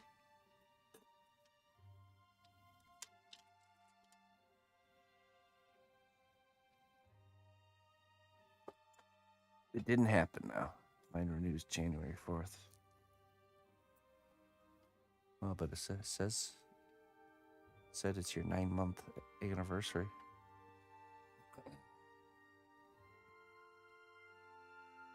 Oh, I see. Okay. You're just now clicking the button. That's alright. We'll still give you wisdom here. Ground basilisk fang.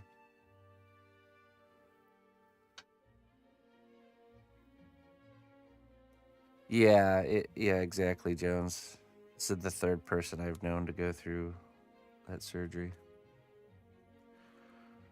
Like a knight who rode for glory and honor, never forget the true meaning of your quest and the reasons behind your actions. All right. There you go.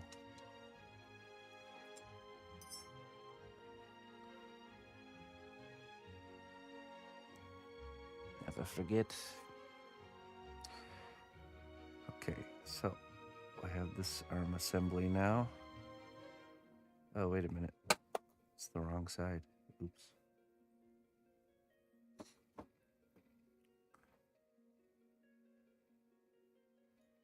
Let's just cut it right there.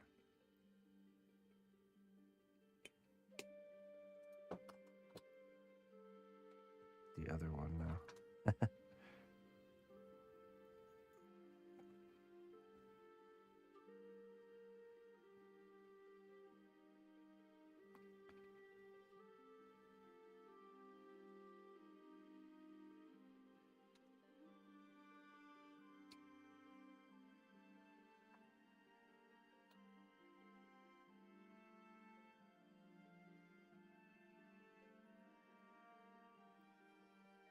Voice sounds familiar. It's actually a longtime community member that is a voice actor.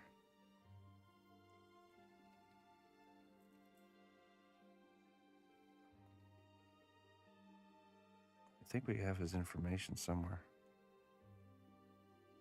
We had hired him to do some work, some voice work for us.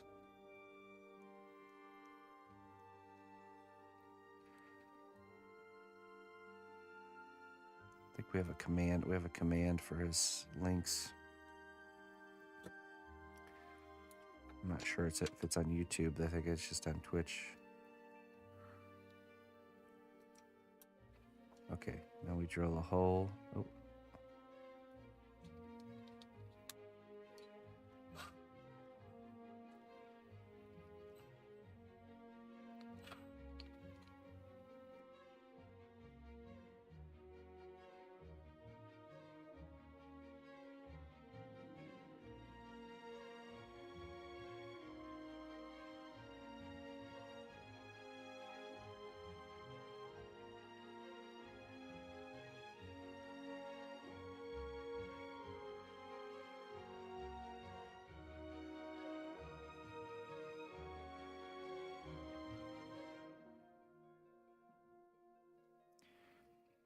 Okay. Where'd that wire go? Ah, here.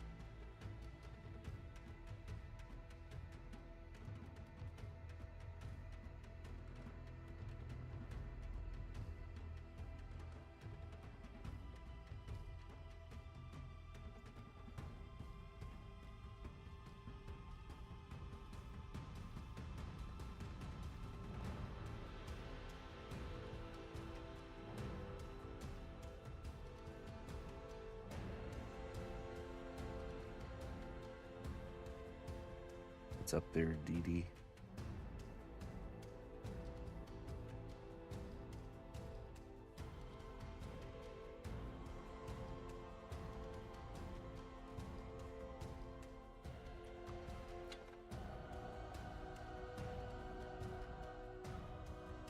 Today's kingdom word of the day is crapulence, a noun that means sickness or indisposition caused by excessive drinking or eating.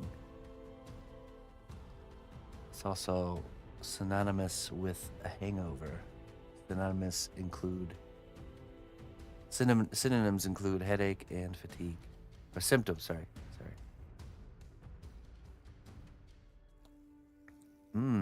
Crapulence.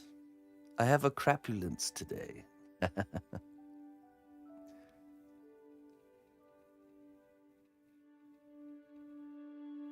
It's a noun.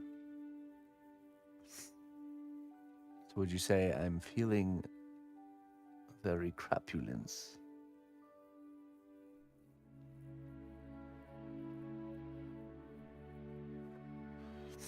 Crapulent. Ah, yes, crapulent.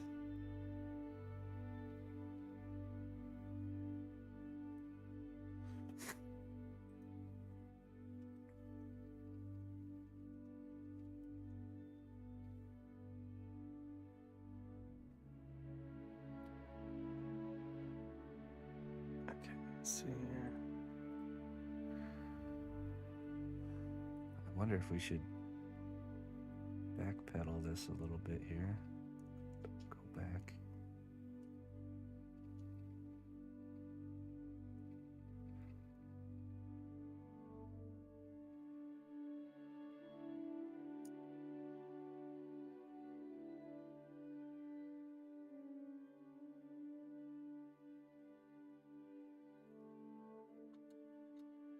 Stick this in here.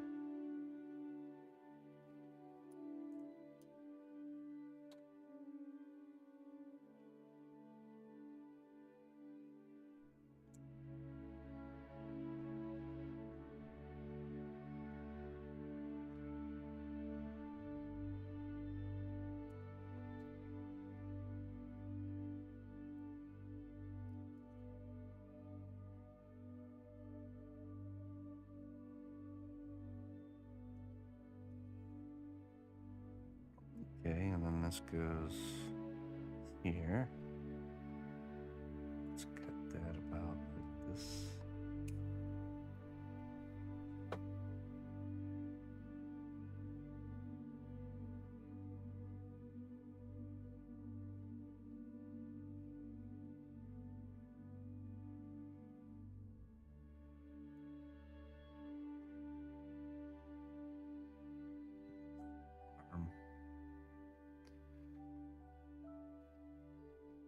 Maurice. Marisi or Maurice? How do you say that?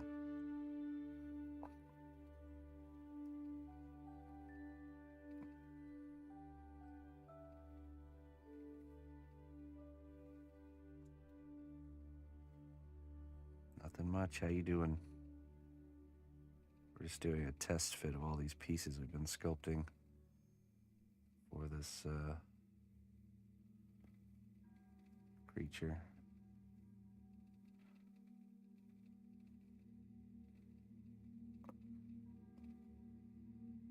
This is gonna be cool. We can open the jaw a little bit more like this.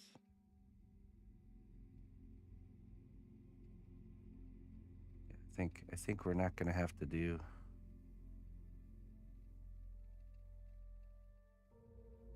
any additional characters. These will be enough.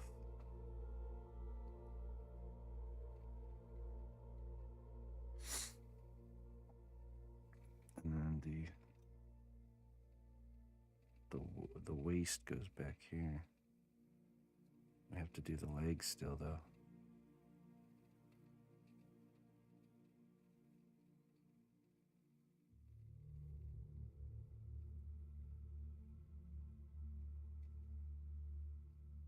Pretty much made an action figure. And then the tail continues. The legs. Do we have any thigh pieces here?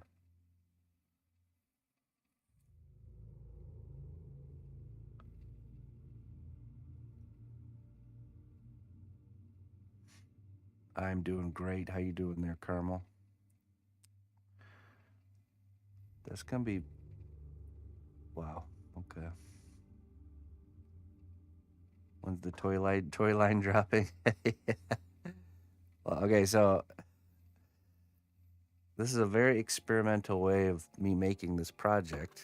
So if you don't know, I've been commissioned by Focus Entertainment to put together a sculpture. It was supposed to be like a 2 bust project, so about the size of 2 busts.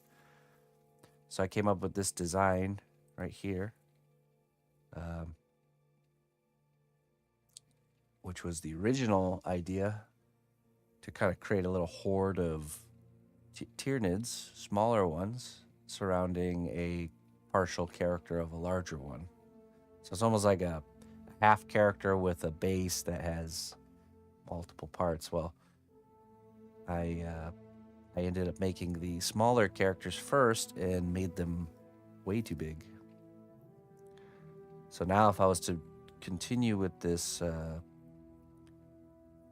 original plan, that larger one would be huge. So, and that's just way beyond the scope of the project. Give you a shout out, Mabel. Hello, Mabel. Leslie. Hello, hello. What's up, Nunny? None of ya biz? So I think the composition is just gonna change where we're gonna have these. We're gonna have a few of these whole characters kind of climbing and clawing over each other as like a little squadron of Tyranids,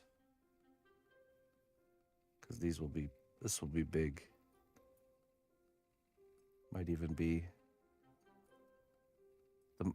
be not 8, which was my original plan. We might just do like 4 or 5. So essentially, we will get all the pieces together, figure out our pose, however we want it to be, and then we sculpt all the in-between areas. We cut off all this flashing and do any like detail fixing, if there's any areas that didn't quite make it well through the molding process.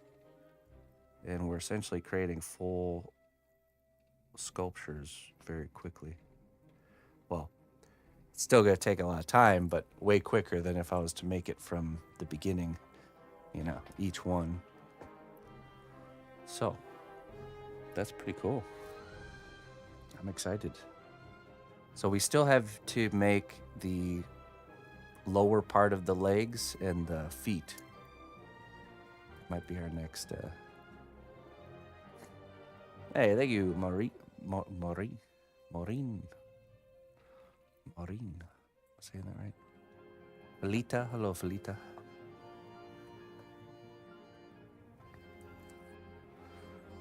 Okay, so what's next then? I guess. I think we should start another part. Let me check with.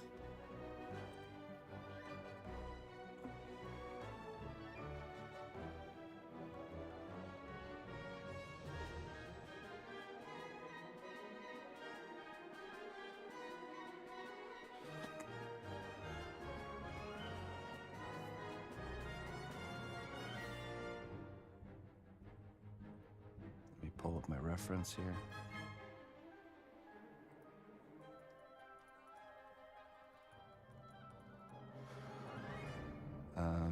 Let me you know what, let me refill my coffee real quick and then we'll jump into making the next piece for this. I'll be right back. Don't go nowhere.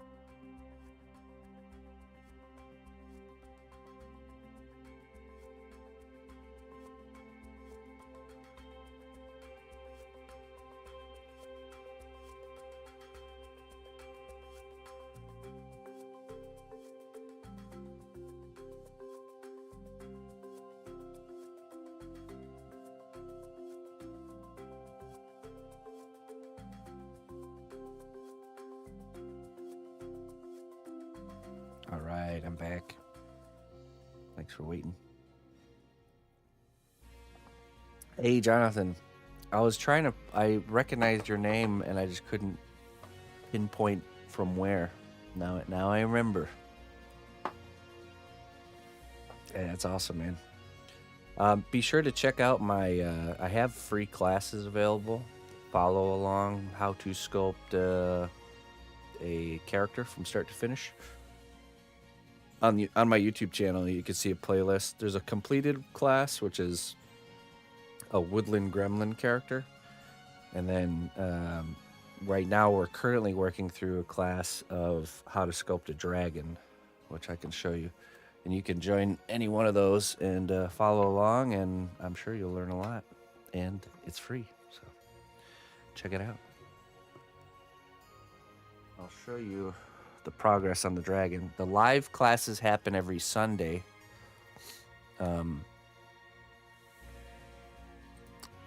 But you can follow along at any point in time, and you can post your work for feedback every week. On Sunday, I do feedback if you want. So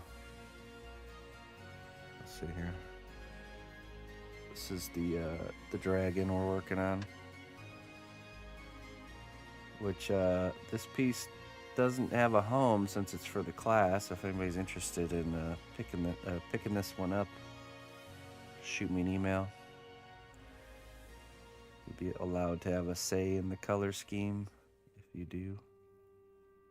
Kind of like a young dragon, almost like a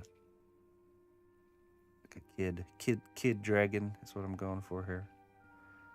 So this Sunday we're gonna do the wings. I'm gonna demonstrate and show how to do the wings.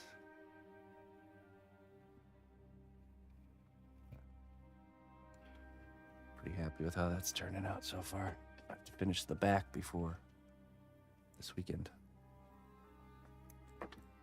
Okay, so let us begin sculpting the next part of our Tyranid, which is kind of like the calf.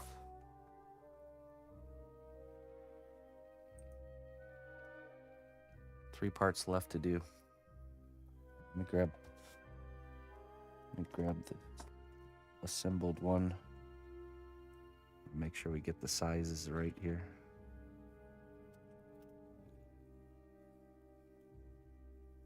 The thigh.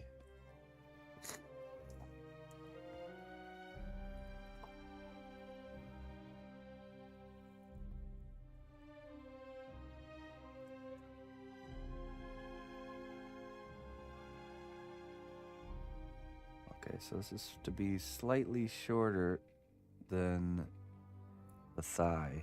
Let's say right around the halfway mark there. Hello, Looney Lorna. So probably about right there.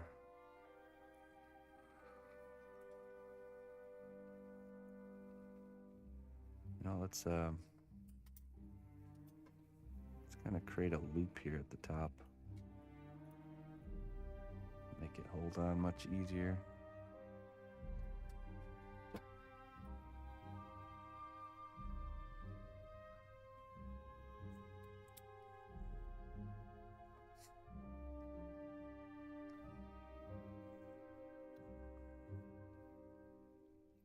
For the thigh, yeah, so about right there.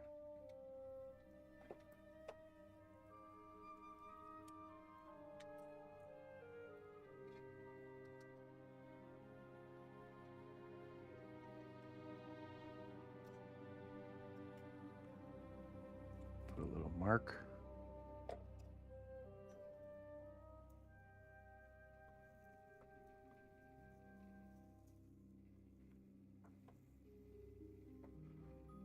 Go ahead and attach this with some super glue.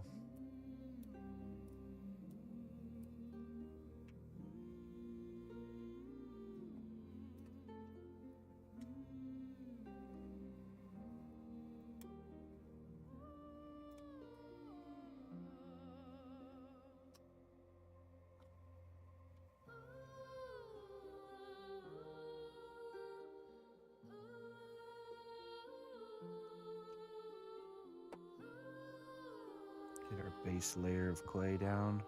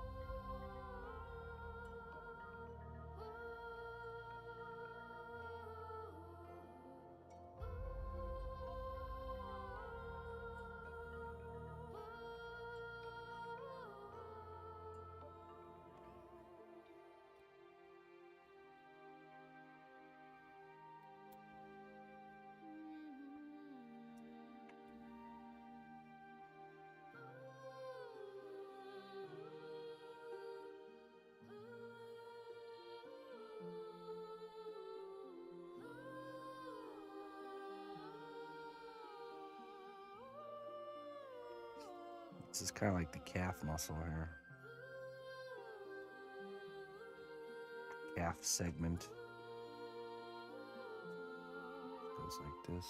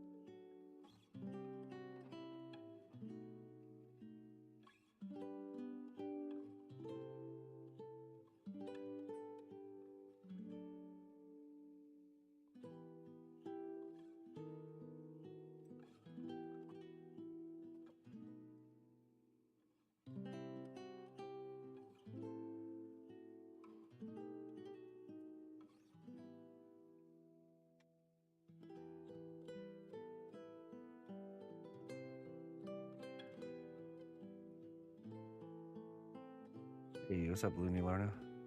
Hello, bottle.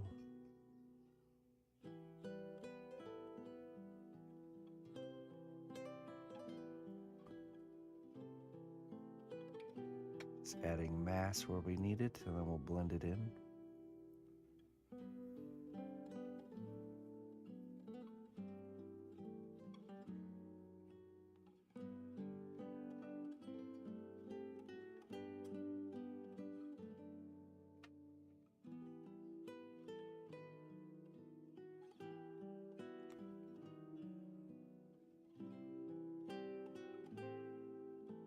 All right, Mr. Jones.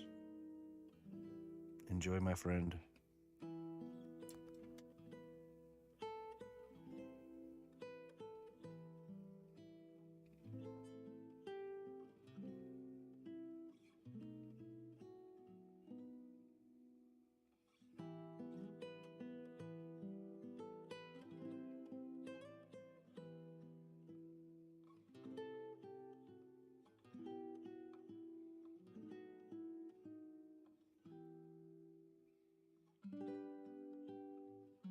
Hi. I come from the Midwest in America.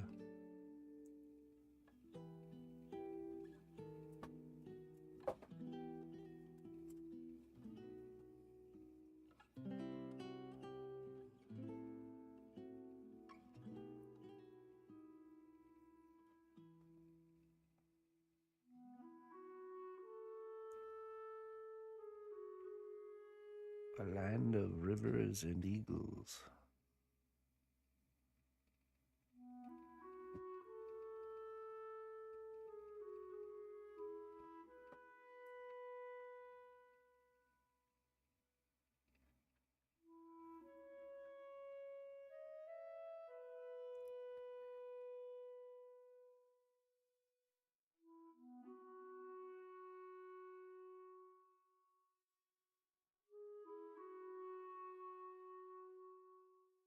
Oh, excuse me. Yes, I do. I stream and sculpt for a living. I've been doing it for 13 years now.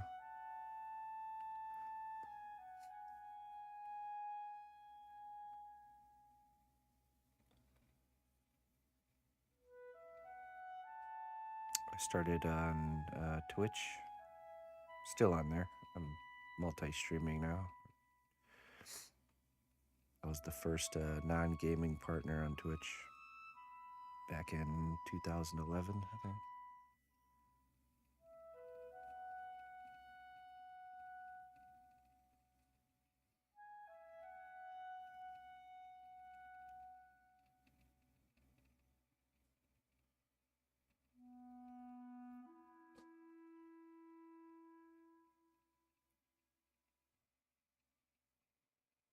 Be too much of a drop off with the calf there.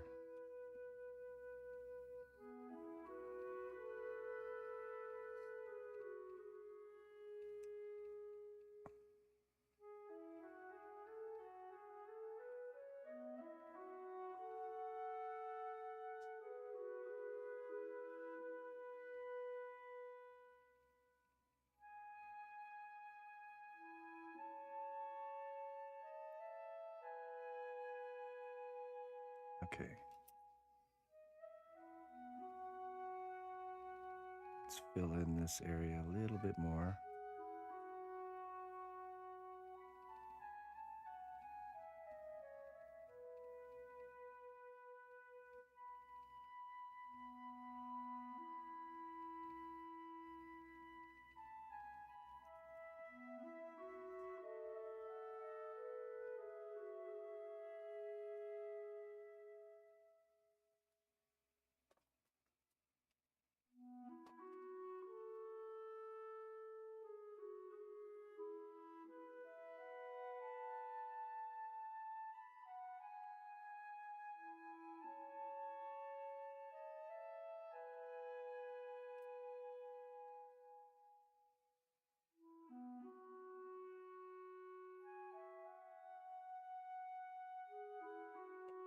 Looking pretty good.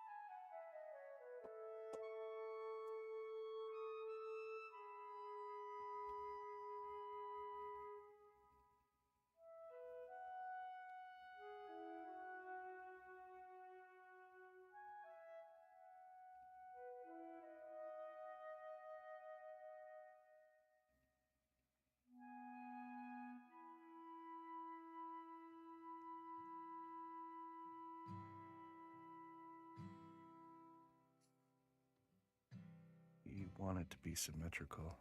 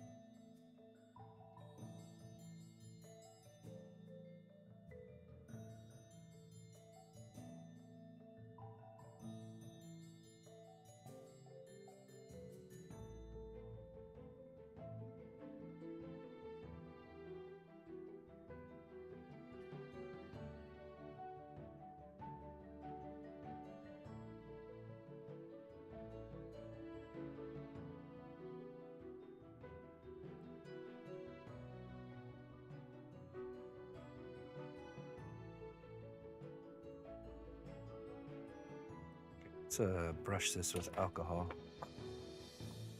Clean up the shape. And then we'll start doing smaller details. The overall shape looks good.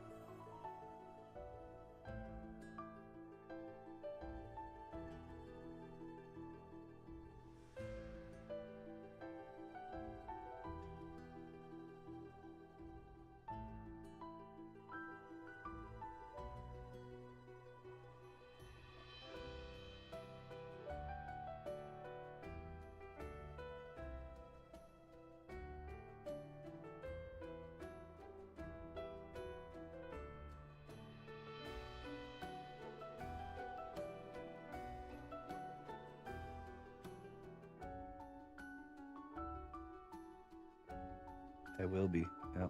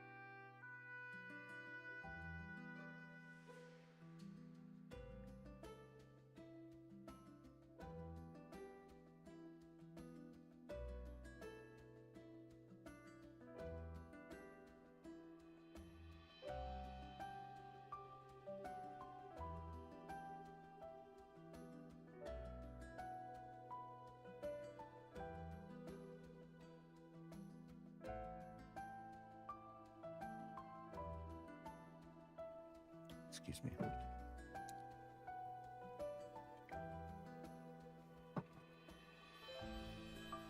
Could possibly be the, well, I don't know. We'll see. I could see there being maybe one more evening of sculpting required. But it's very close to being done.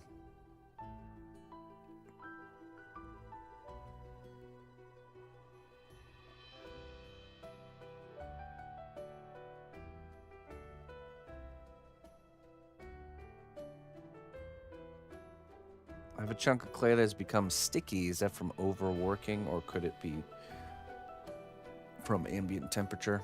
Is there a way to ferment it up? It can be from like over kneading it.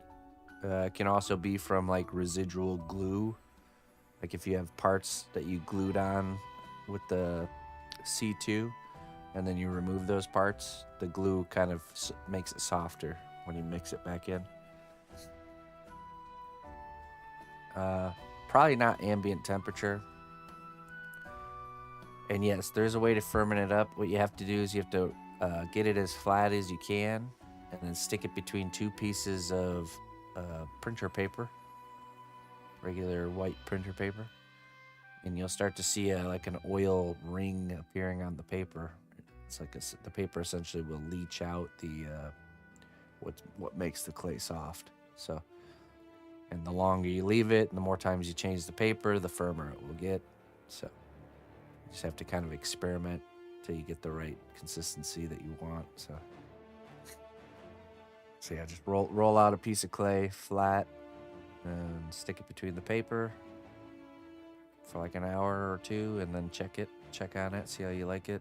If it's still sticky, just put it under there again for longer. So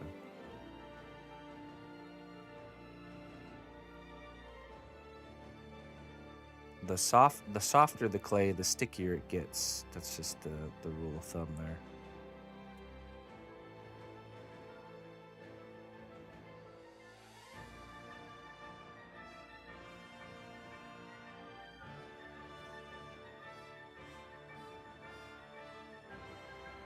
Yeah, it's probably just the C2. I usually just kind of, like right now I'm working with clay that's really soft and sticky. It's the molding clay that I'm supposed to be just using for filling molds. Really soft and sticky, but I'm creating something biological, so it's not as big of a deal.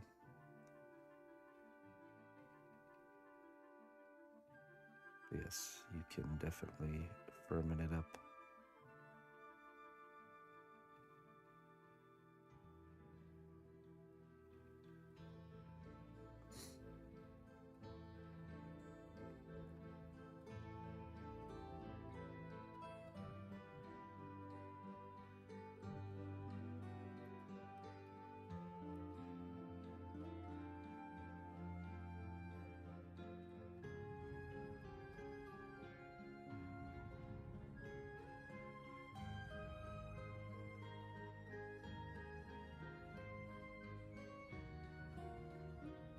Hey, what's up, Toadstool?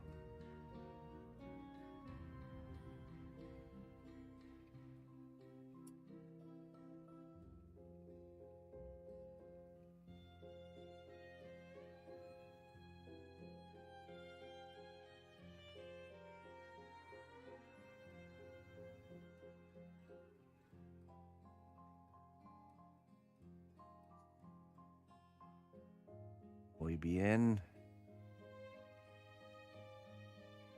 How are you doing, my friend? Tetsu.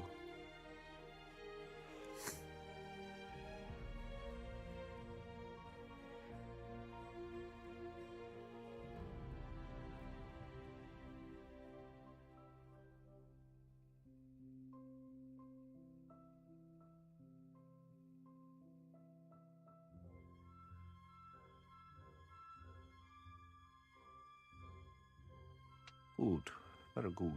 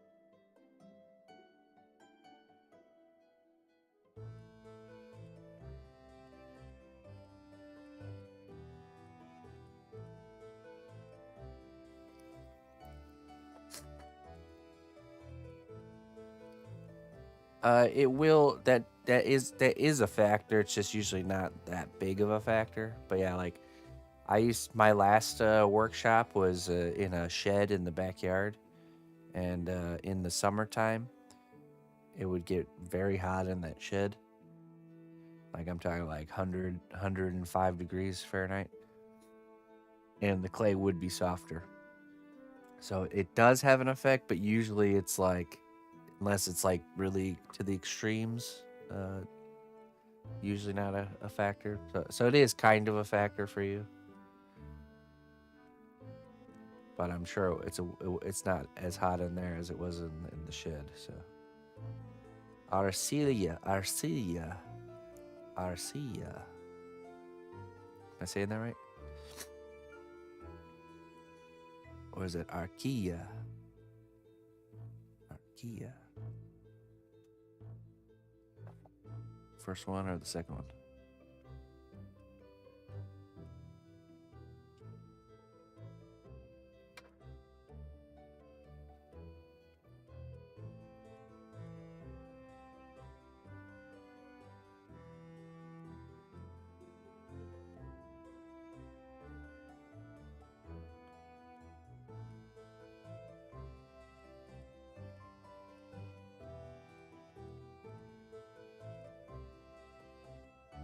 First one. Archaea.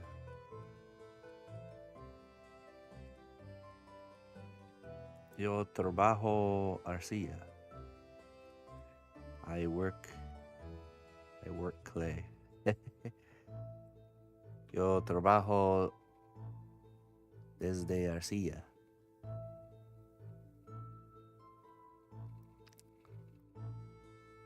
Yeah, it sounds like a yeah. The two L's.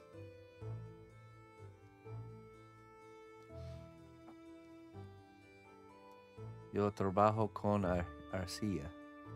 Muy bien. Yo trabajo con arcilla. Con is what you use. Modellieren.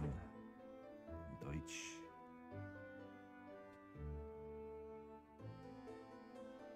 Jawohl.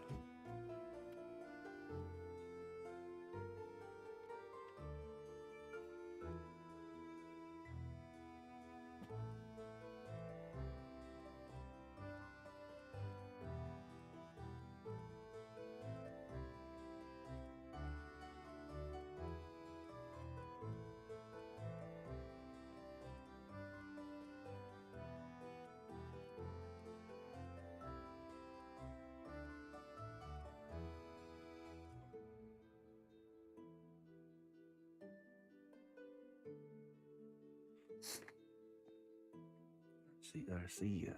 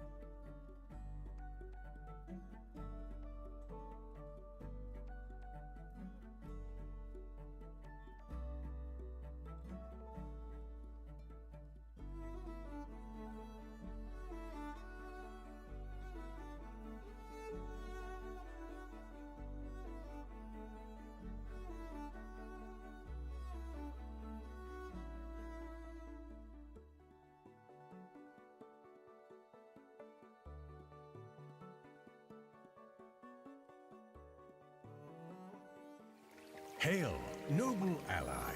Please accept these treasures as a gift for your unwavering service to the kingdom. Holy schmazel.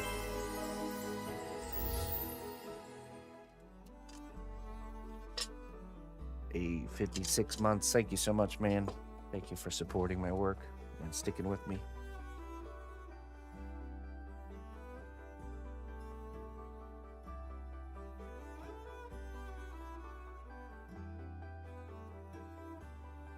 I appreciate it. This is for you, salamander.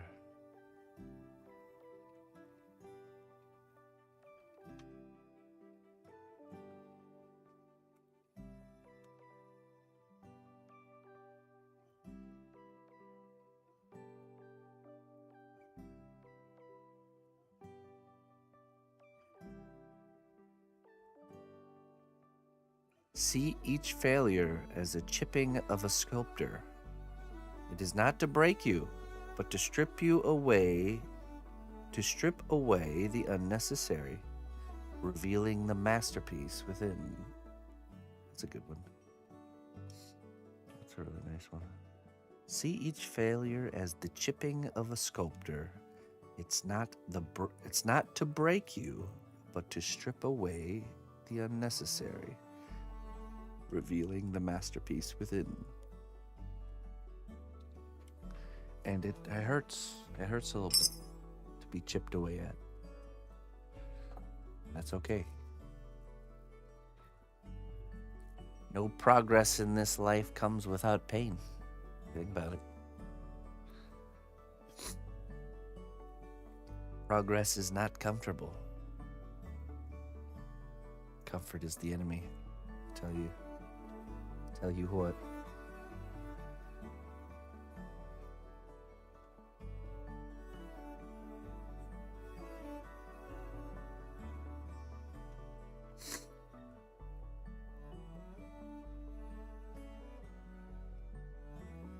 Don't get comfortable.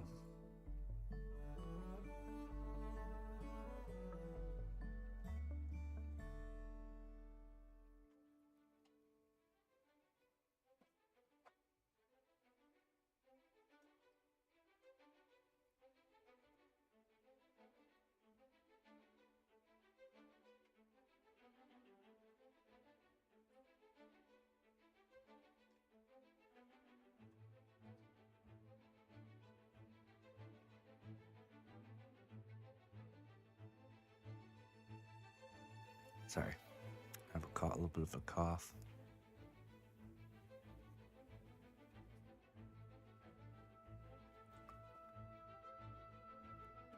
It's time for the zimt in the kefshe.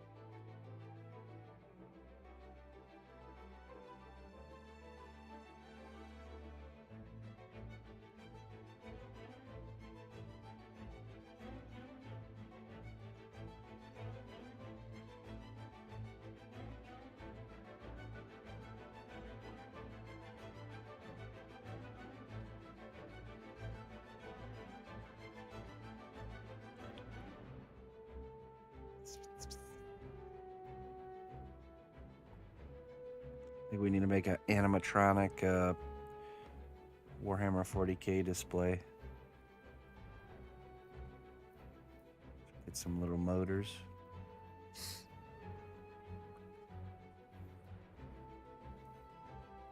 Could be pretty cool.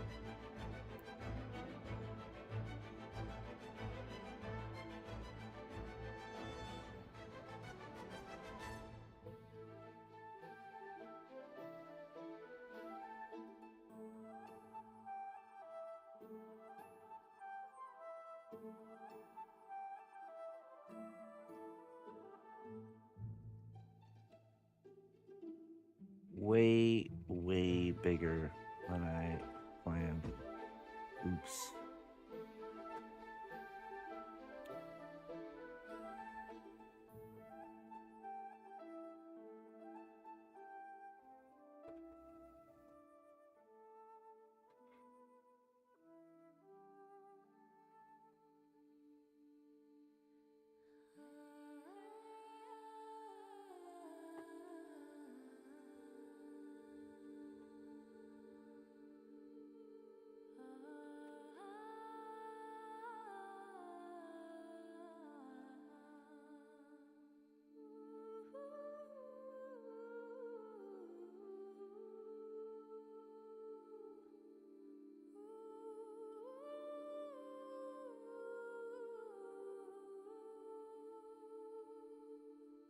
The Gruen.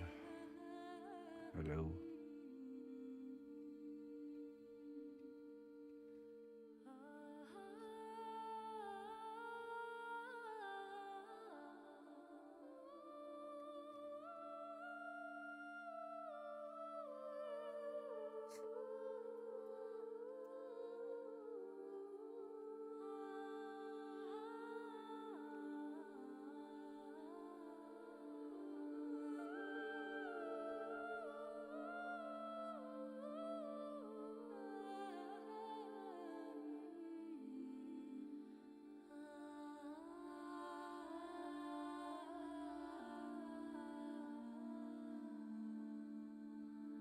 Hungarian fun. Yep, kind of. What came first, Warhammer 40k or Aliens?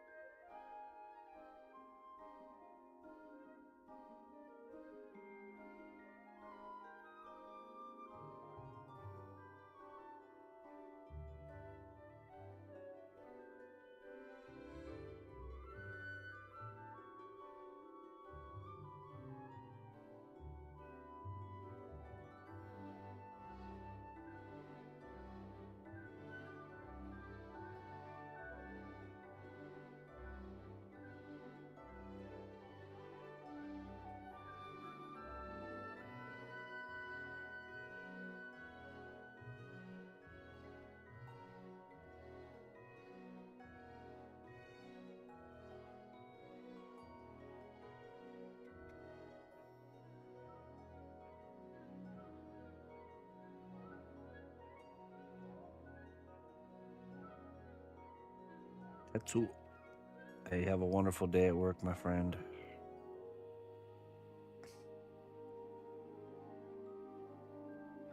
Buenos trabajo. Does that work? Buenos trabajo. Have a good day at work. Buenos trabajo dia.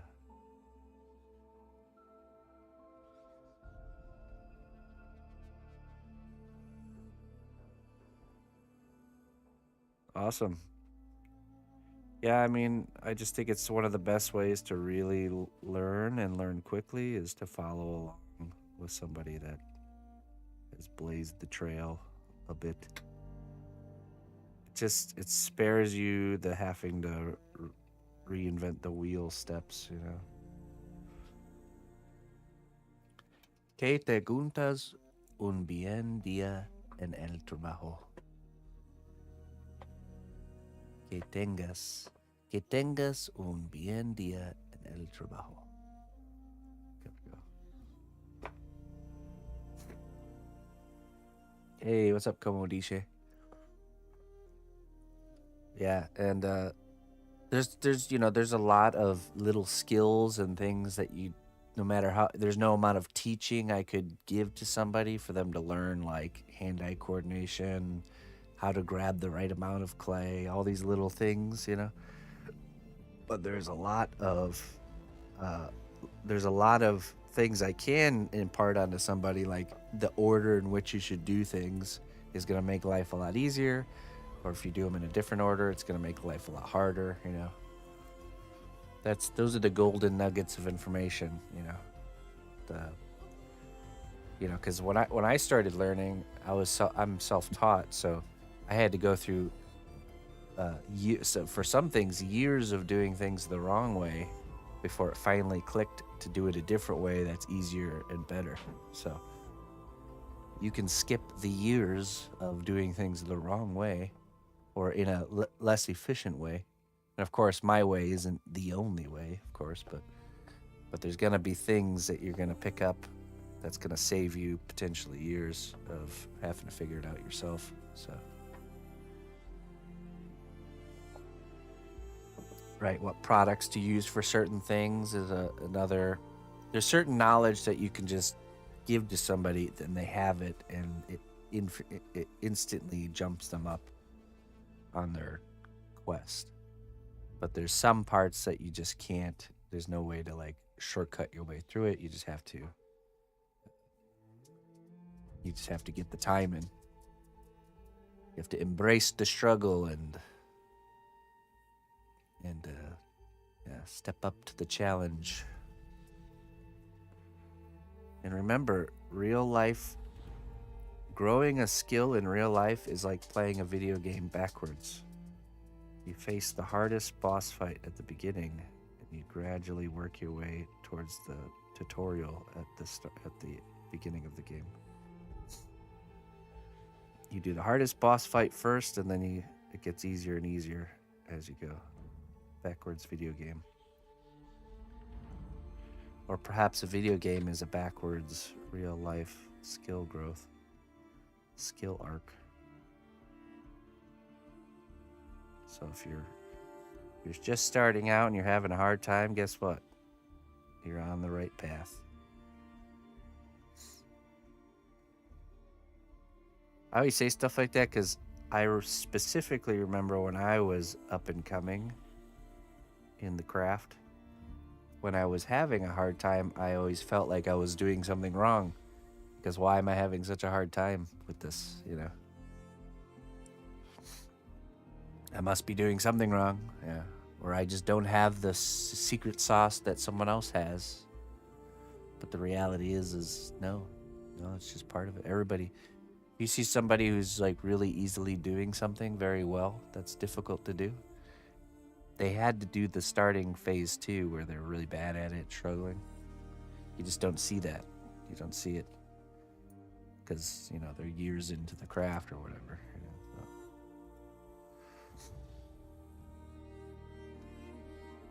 It's a truth that everyone should know. So that way when you're struggling and having a hard time, just you can remember it's all part of the process.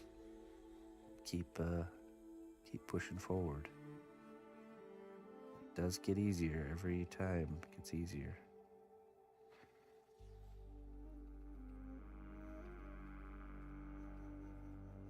patient with yourself.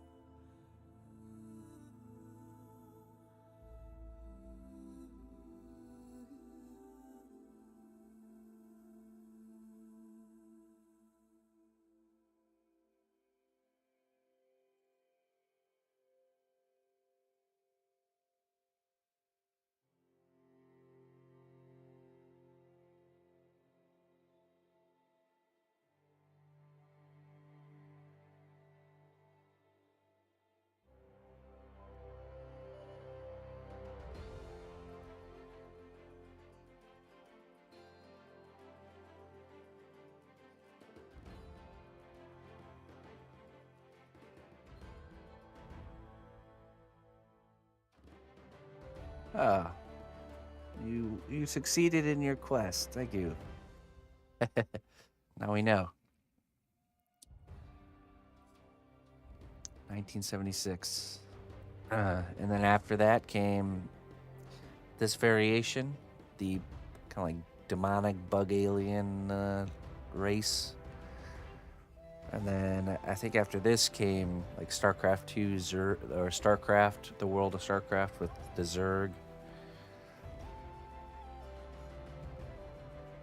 You see that a lot, you know, like just a retelling of the same stories and same characters.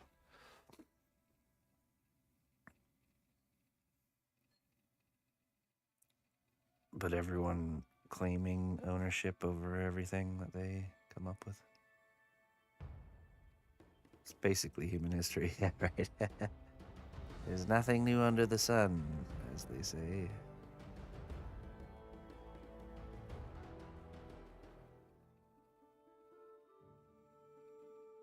Just dusting off an old thing and calling it new. You know, the story is told in all of our childhoods. Do you guys remember when you were a kid and you played with a toy like it was brand new, but then the toy got lost somehow, maybe under the bed, you know, like tucked away in some corner.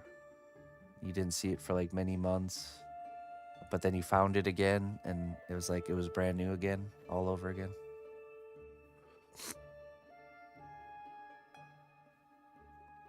It's like the same thing with entertainment.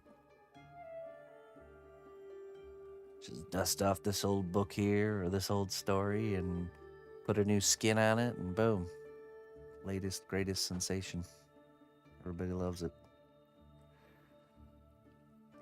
Blizzard offered to do a merger with Games Workshop and make their games, but Game Workshop didn't. Yeah, I heard that too. Yeah. Well, think about it. Blizzard's main titles are all just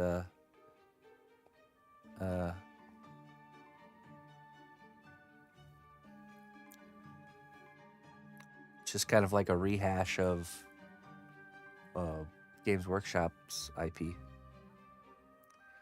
got Warhammer Fantasy, that's World of Warcraft, and Warcraft.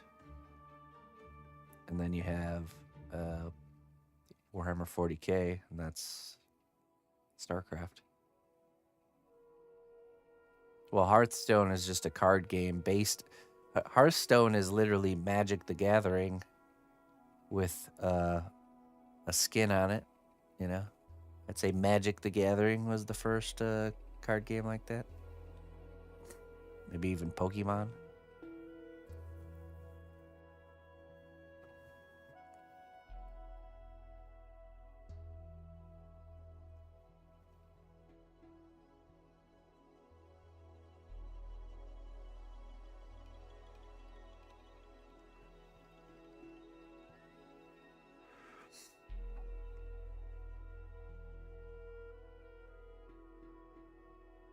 And I'm sure those ideas can be really traced back and stemmed back to probably folklore and mythologies, cultural mythologies.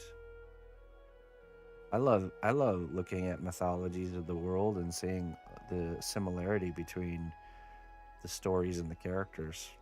They just have different. It's the same thing. They just have different names. Slight differences, but they're all kind of telling the same story. Interesting, isn't it? Makes you wonder.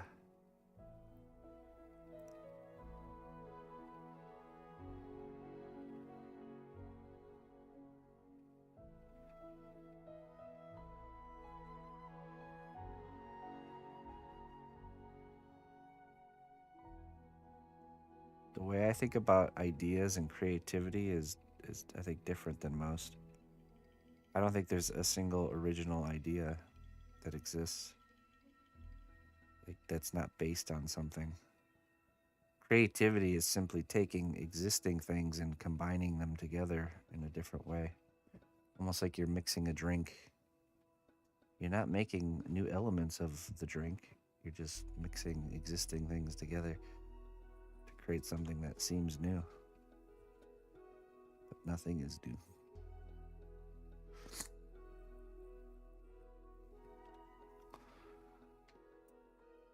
So you can either go to the source material, which is like the natural world around us, and combine things, or you can use the already built up combinations from other people from the past, and then add on to it with adding more to the mixture. But that's all we're doing is we're just mixing, adding ingredients like a big stew pot and mixing it up, and that's what the creative process is for us humans. Unless you're into 5-dimensional sculptures, which, by the way, I have this beautiful 5D sculpture. You guys can't see it with your 3-dimensional eyes, but if you're interested in this 5-dimensional piece, it's on sale right now for the low price of $50,000. 5-dimensional item. So, shoot me an email if you're interested. It's right here. You just can't see it unless you have 5-dimensional eyes like me. Do you see that? That guy that sells invisible sculptures for like ridiculous amounts of money. It's just like a base, just like a platform. Unfortunately, I am not a space shrimp and cannot perceive it. Yeah. Bummer. It's okay. We'll put a space shrimp in your brain, and then you can see it. Brain shrimp.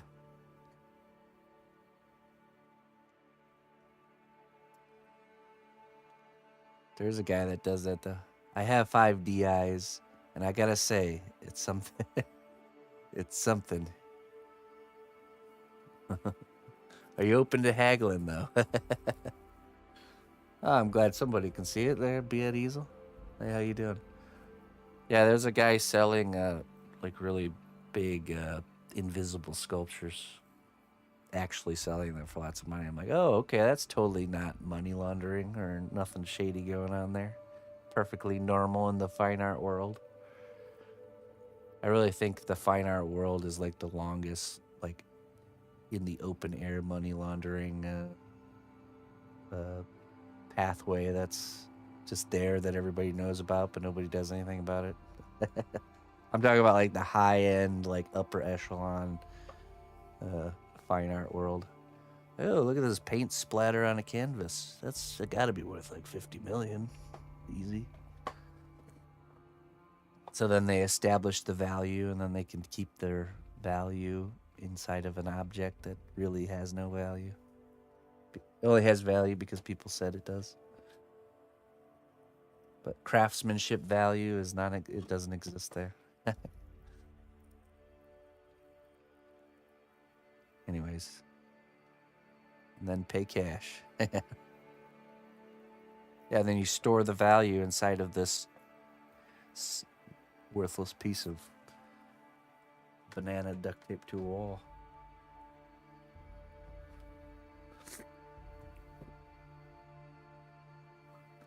Just see banana with duct tape for reference, yeah.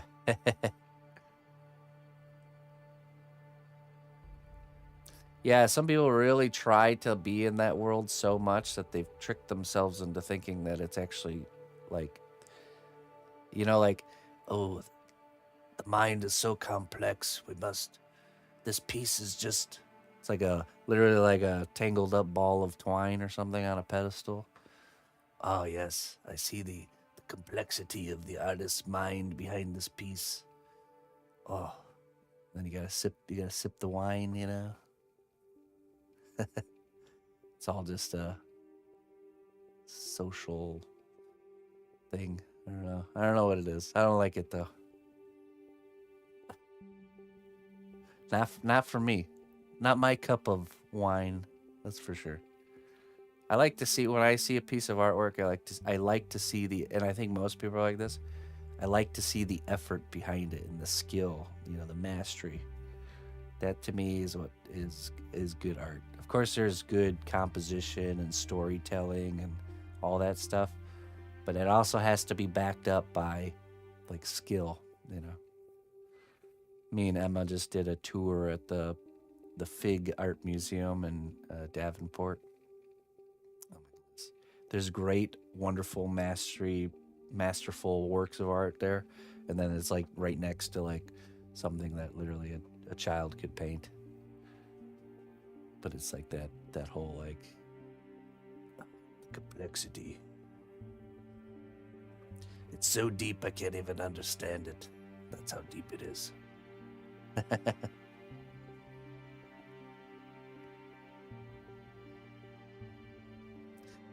Well, I once was in an exhibit where I lost out of a cardboard box tower. Oh yeah. Yeah, exactly. So yeah, Be at Easel, if you don't know, is a streamer here that produces really, really lifelike paintings of things that are not real, but she makes them look real. Some things are actually real, but very, very talented. Lots of mastery of skill there. And so yeah, so to submit a painting of yours and to lose us to a stack of cardboard boxes, it is an insult. So I'm literally like 5 minutes from Fig. Oh, really? Yeah, me and Emma go there every once in a while because they have a little like a kid hangout area. Actually, if you go into the museum and go to like the family part where there's like arts and crafts you can do, you usually find a cnotbusch drawing or coloring there. I always do one when I go there with her. So just blending in. Nobody knows me.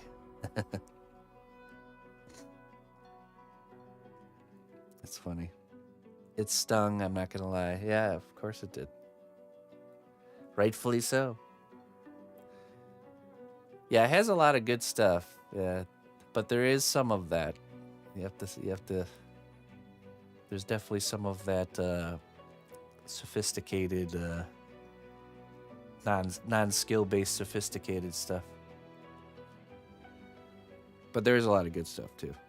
Some really awesome bronze sculptures and really nice paintings. But anyways, let me go refill my coffee. I'll be right back, folks. Be right back.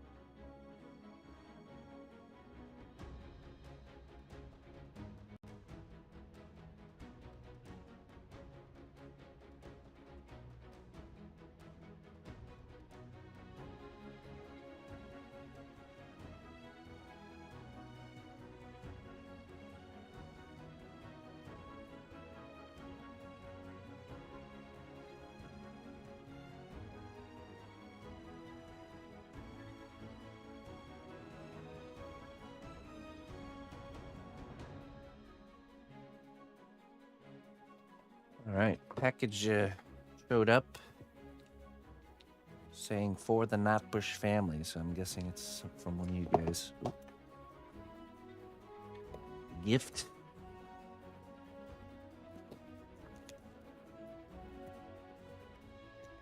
Let's see what's inside. Oh.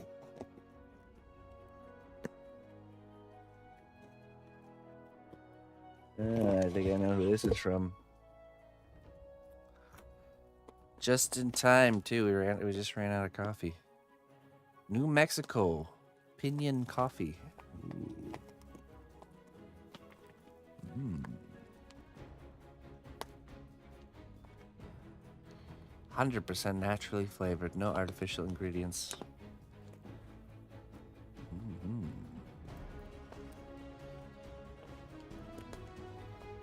I know who this is from. Jones.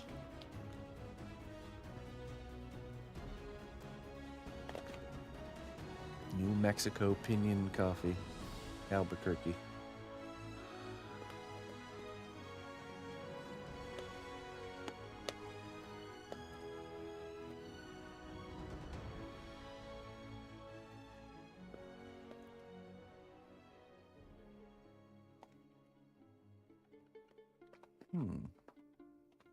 It's made out of real New Mexico. This is a slice of New Mexico.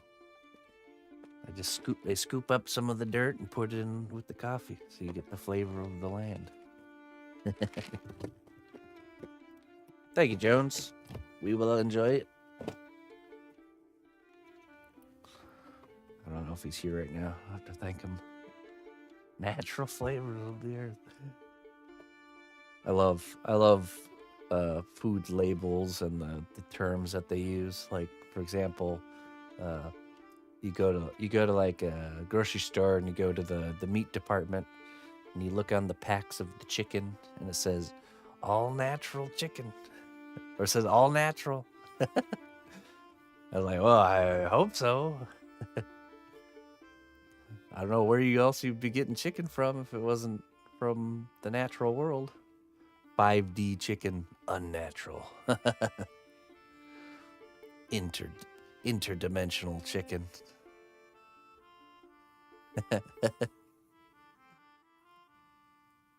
I don't know where else would you get chicken from? I'm confused here.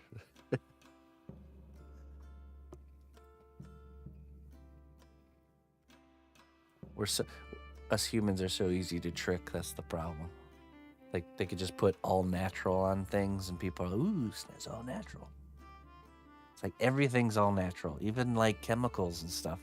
Technically, come from something. Everything comes from something. You don't just derive it out of thin air. Comes from nature at some point, and gets filtered through a process to make the final product.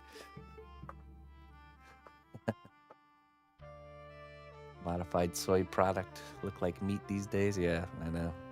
Yeah.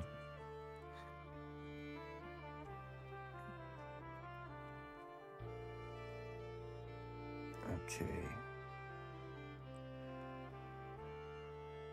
About ready to do the detailing here.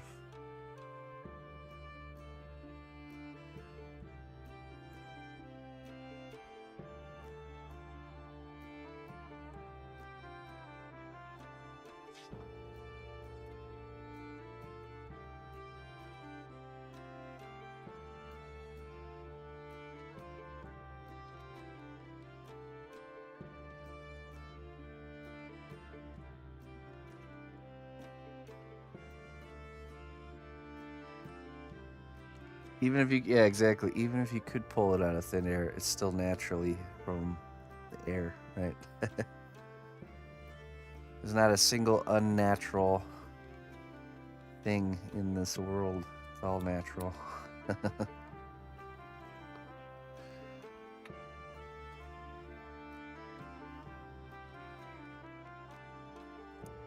Except those orbs floating around in the skies.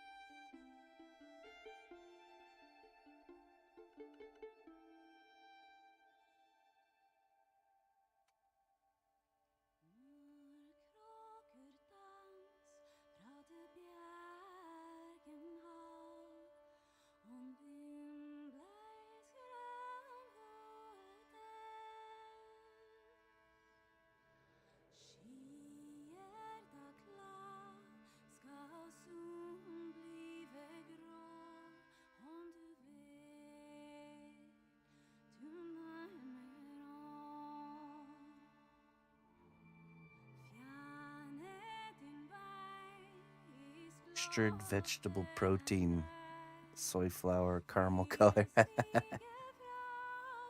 Mm.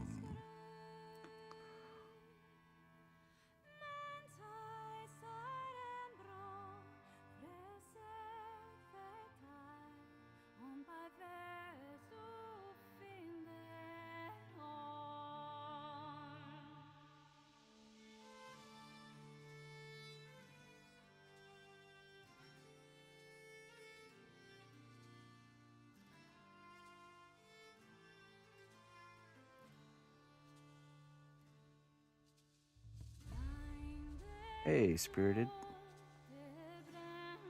No time like the present to get back into things.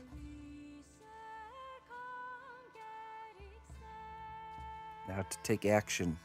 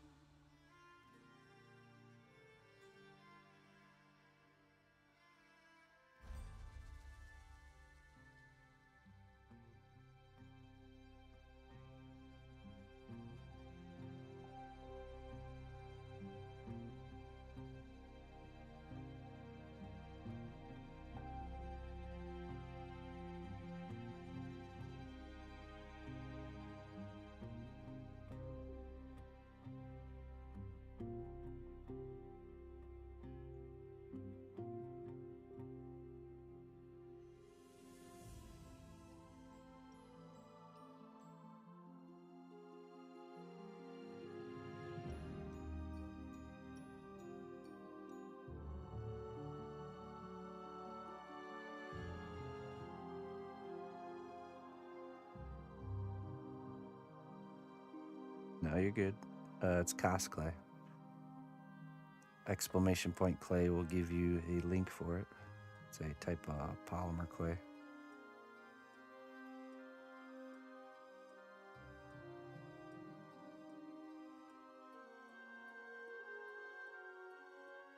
Trust me, it's a good thing. The fact that that question is the #1 most asked question is why cast clay supplies me with as much clay as I asked them for.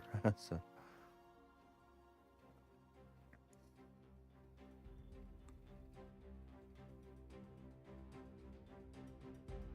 I get paid in clay for answering that question.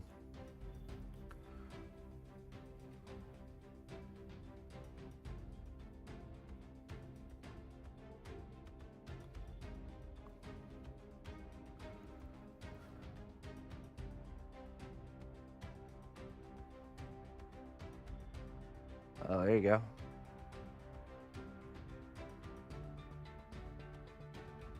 So you're gonna be jumping back into things?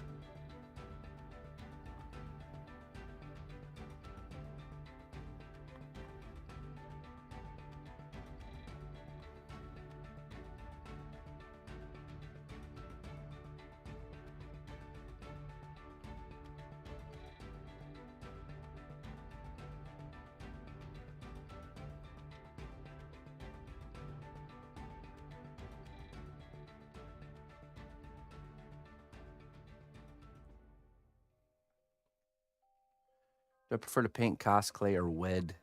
I've never actually used wed clay. Yeah, so cast clay. Cast clay, or in all polymer clay for that matter, is very easy to paint. It's a really pleasant surface to paint on. The clay really and the paint really go together well. It's because the surface is porous and the paint really adheres to it very, very well. So, mystery solved. Wow, that was very nice of him. We found out who sent us the sweets. It wasn't someone from stream at all. It was my new sister-in-law's uncle. We met him at the wedding. A good fella.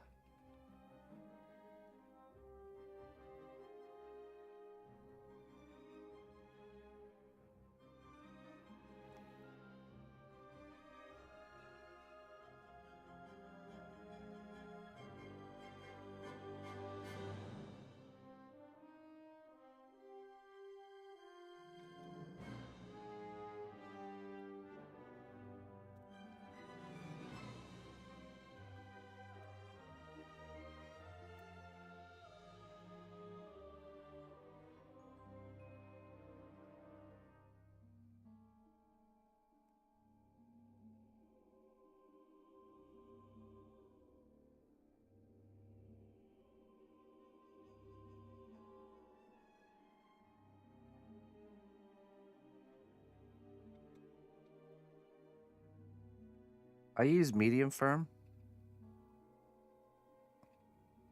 The stuff I'm using right now is very soft because it's mixed with something that softens it.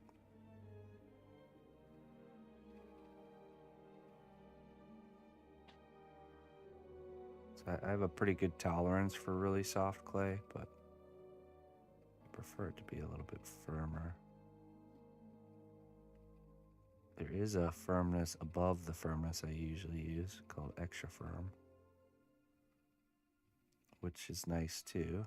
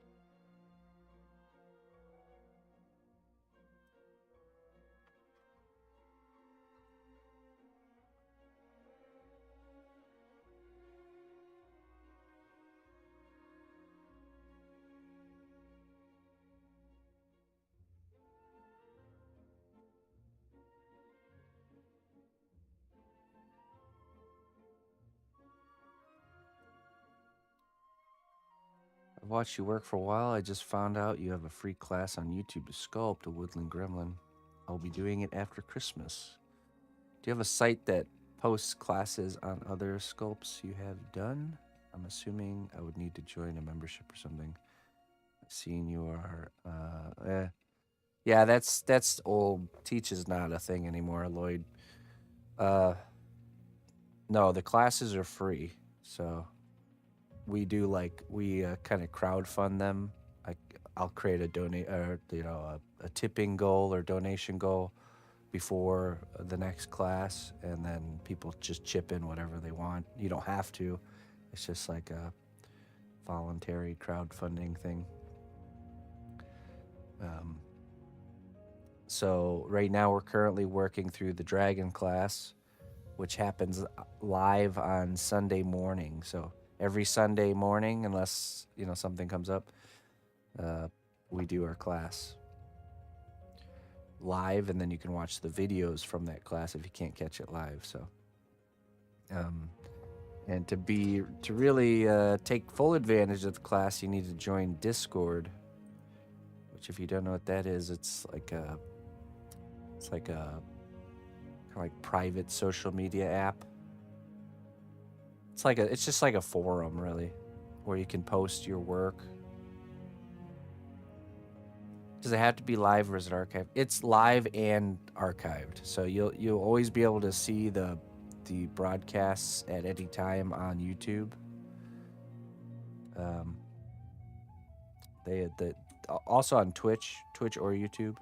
Most people are just familiar with YouTube, and we're gonna save the playlist. So essentially, we have the Woodland Gremlin. That's a fully finished class. That's done. And we're currently making the dragon one, and then after that, we're gonna start another project, different. And the idea is, over time, we're gonna be building up kind of like a variety of different things, so different project types and stuff like that. So, but I'm launching Discord right now, so I could show you what you need to do to get to the right place. Just my computer is slow, so it takes a second. I'll show it to you once it pops up here.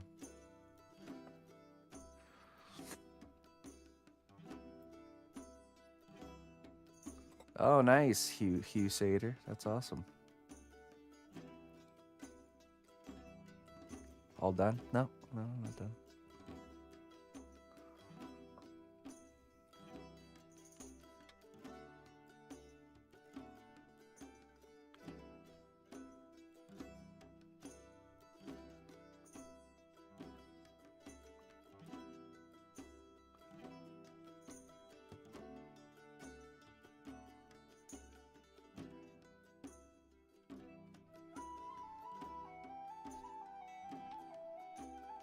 Okay, there we go.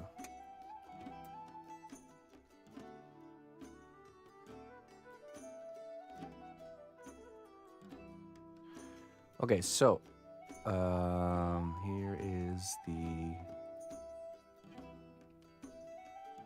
So when you join the Discord,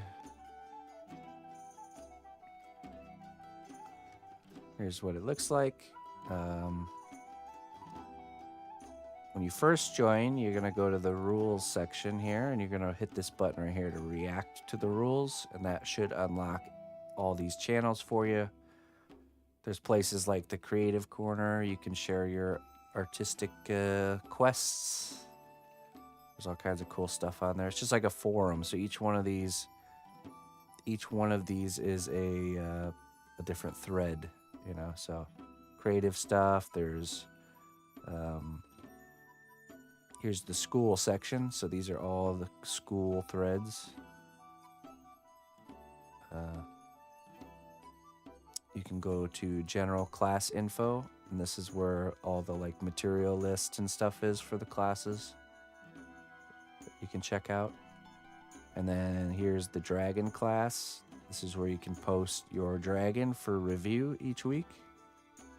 So you just post it in there, images or video.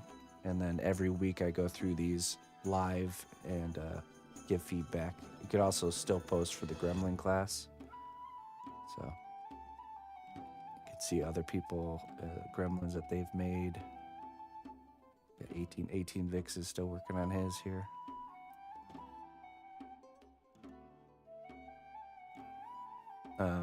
And then if you do follow one of the classes and you finish your work, you can post your finished work here in the gallery. It's always cool to scroll through and see these are all people that followed along with the gremlin class.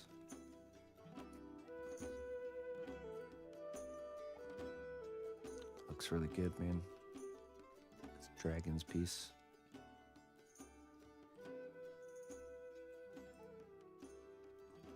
Some really nice work.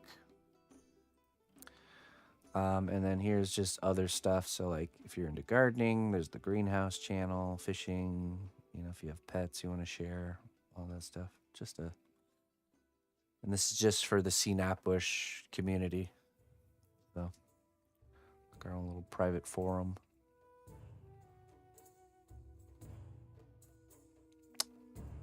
And you can get the link for those at any time if you join the Twitch chat or the YouTube chat and you type in !Discord. It'll give you a link to join. So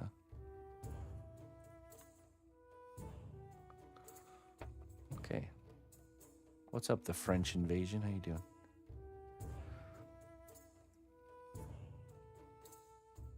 Oh, okay, yeah.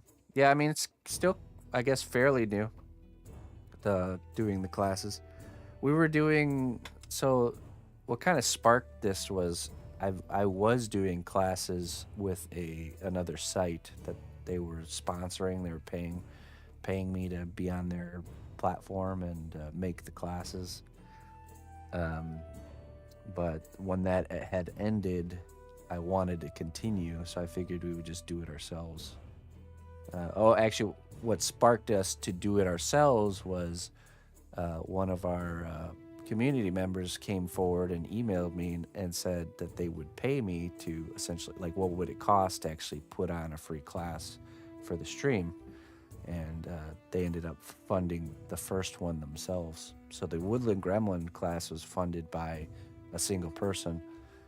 And then I wanted to continue making more, so we crowdfunded the second class, which was the Dragon class, fully funded already. So, and when we're about to start the third one, I'll open up a goal that we'll try and raise for the third class. So, and just kind of keep it rolling as long as, you know, as long as it's getting funded, we'll just keep producing new projects, new classes. That's the idea. I think our next one after the dragon is going to be robots. We're going to sculpt robots.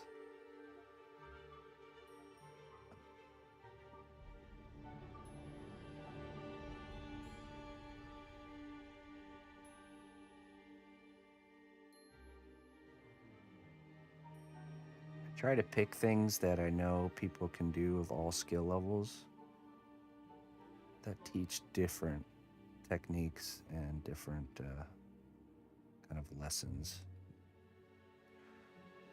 So I always try to pick something that's very different than the previous classes.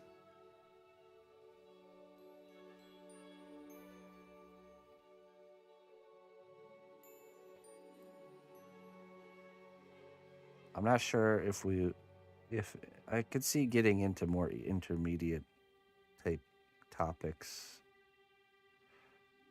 Maybe. I think the best thing though is to keep them as universal as possible, because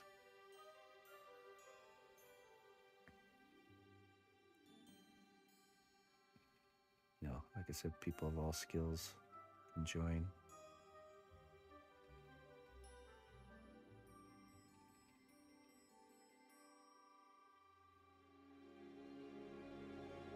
Maybe once we have enough people attending the entry-level classes, then I could see doing more intermediate stuff.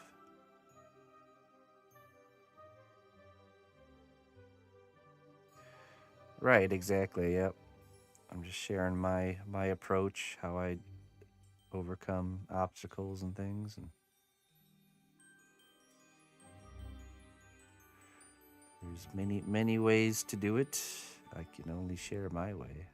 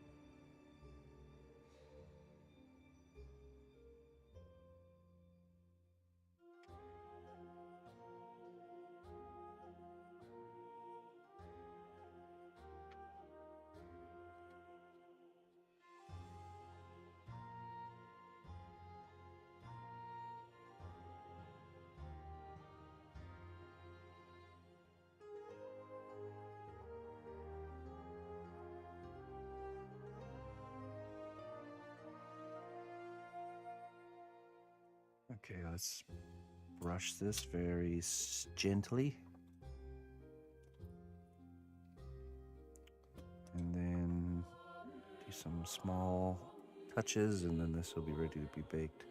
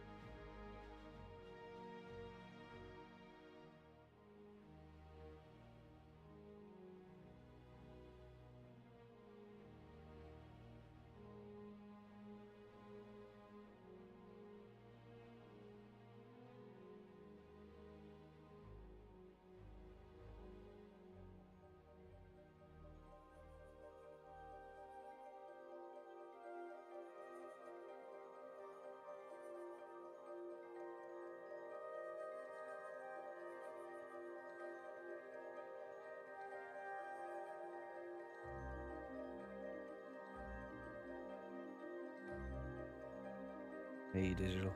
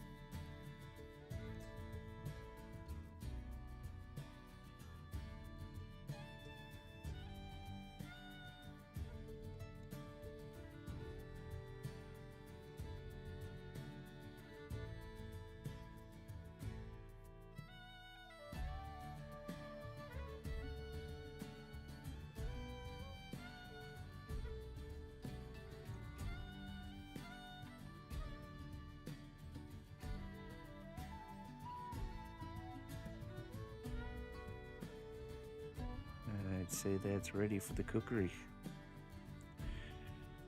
Cook it in the cookery.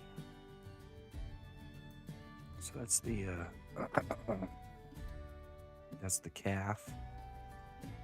Goes like this.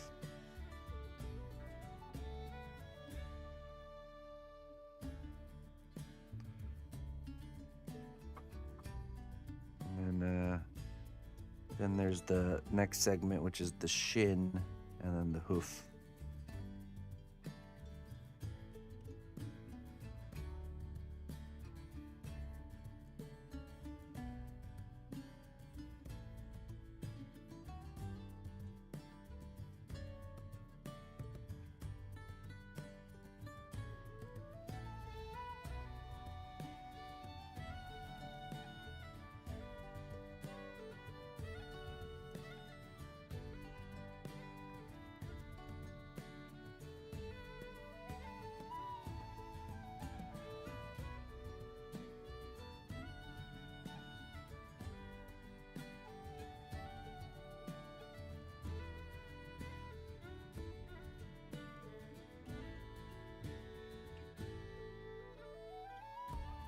I'm pretty excited to put these together.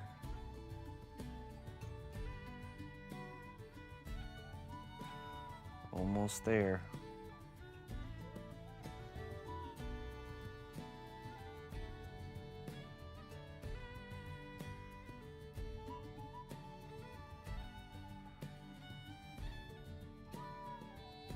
So far, so good.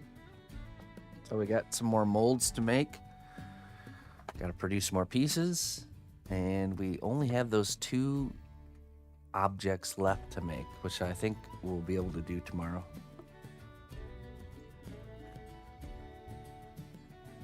So tomorrow is Friday, and we'll try and sculpt that shin piece and the hoof, and we'll really focus on just that.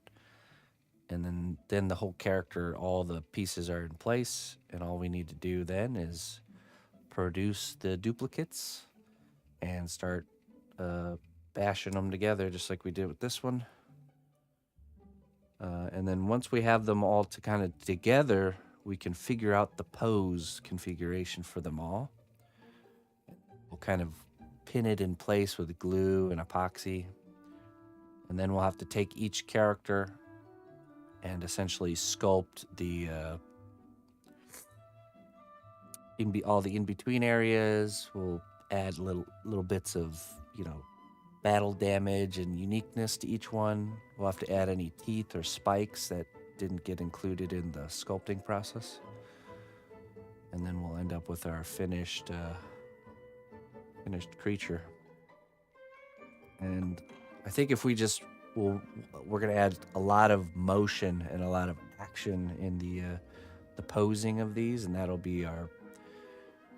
just look like it's a freeze frame of this fiending ball of Tyranids trying to get something. So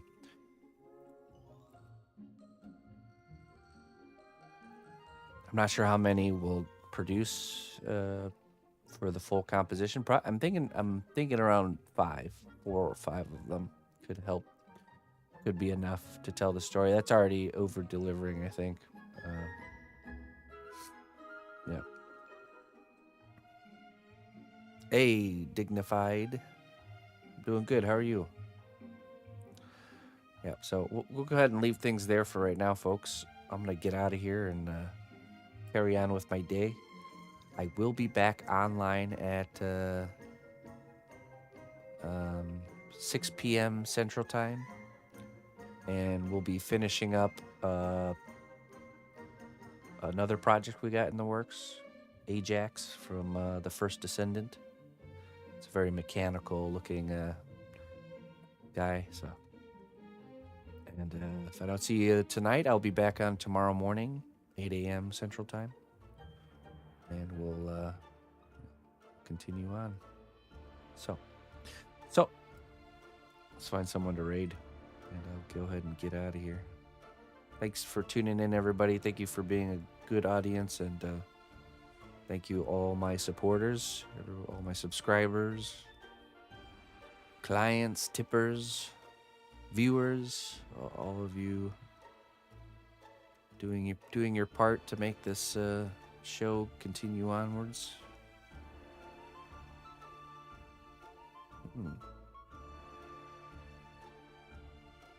Let's see who's online here.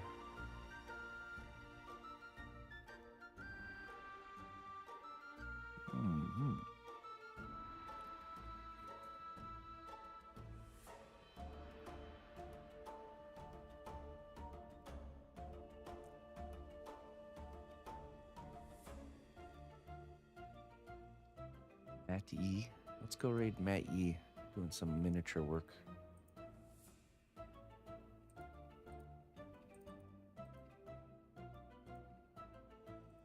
don't think we've raided him before. Let's give him a hearty hello. All right. Till next time, friends. Bye-bye.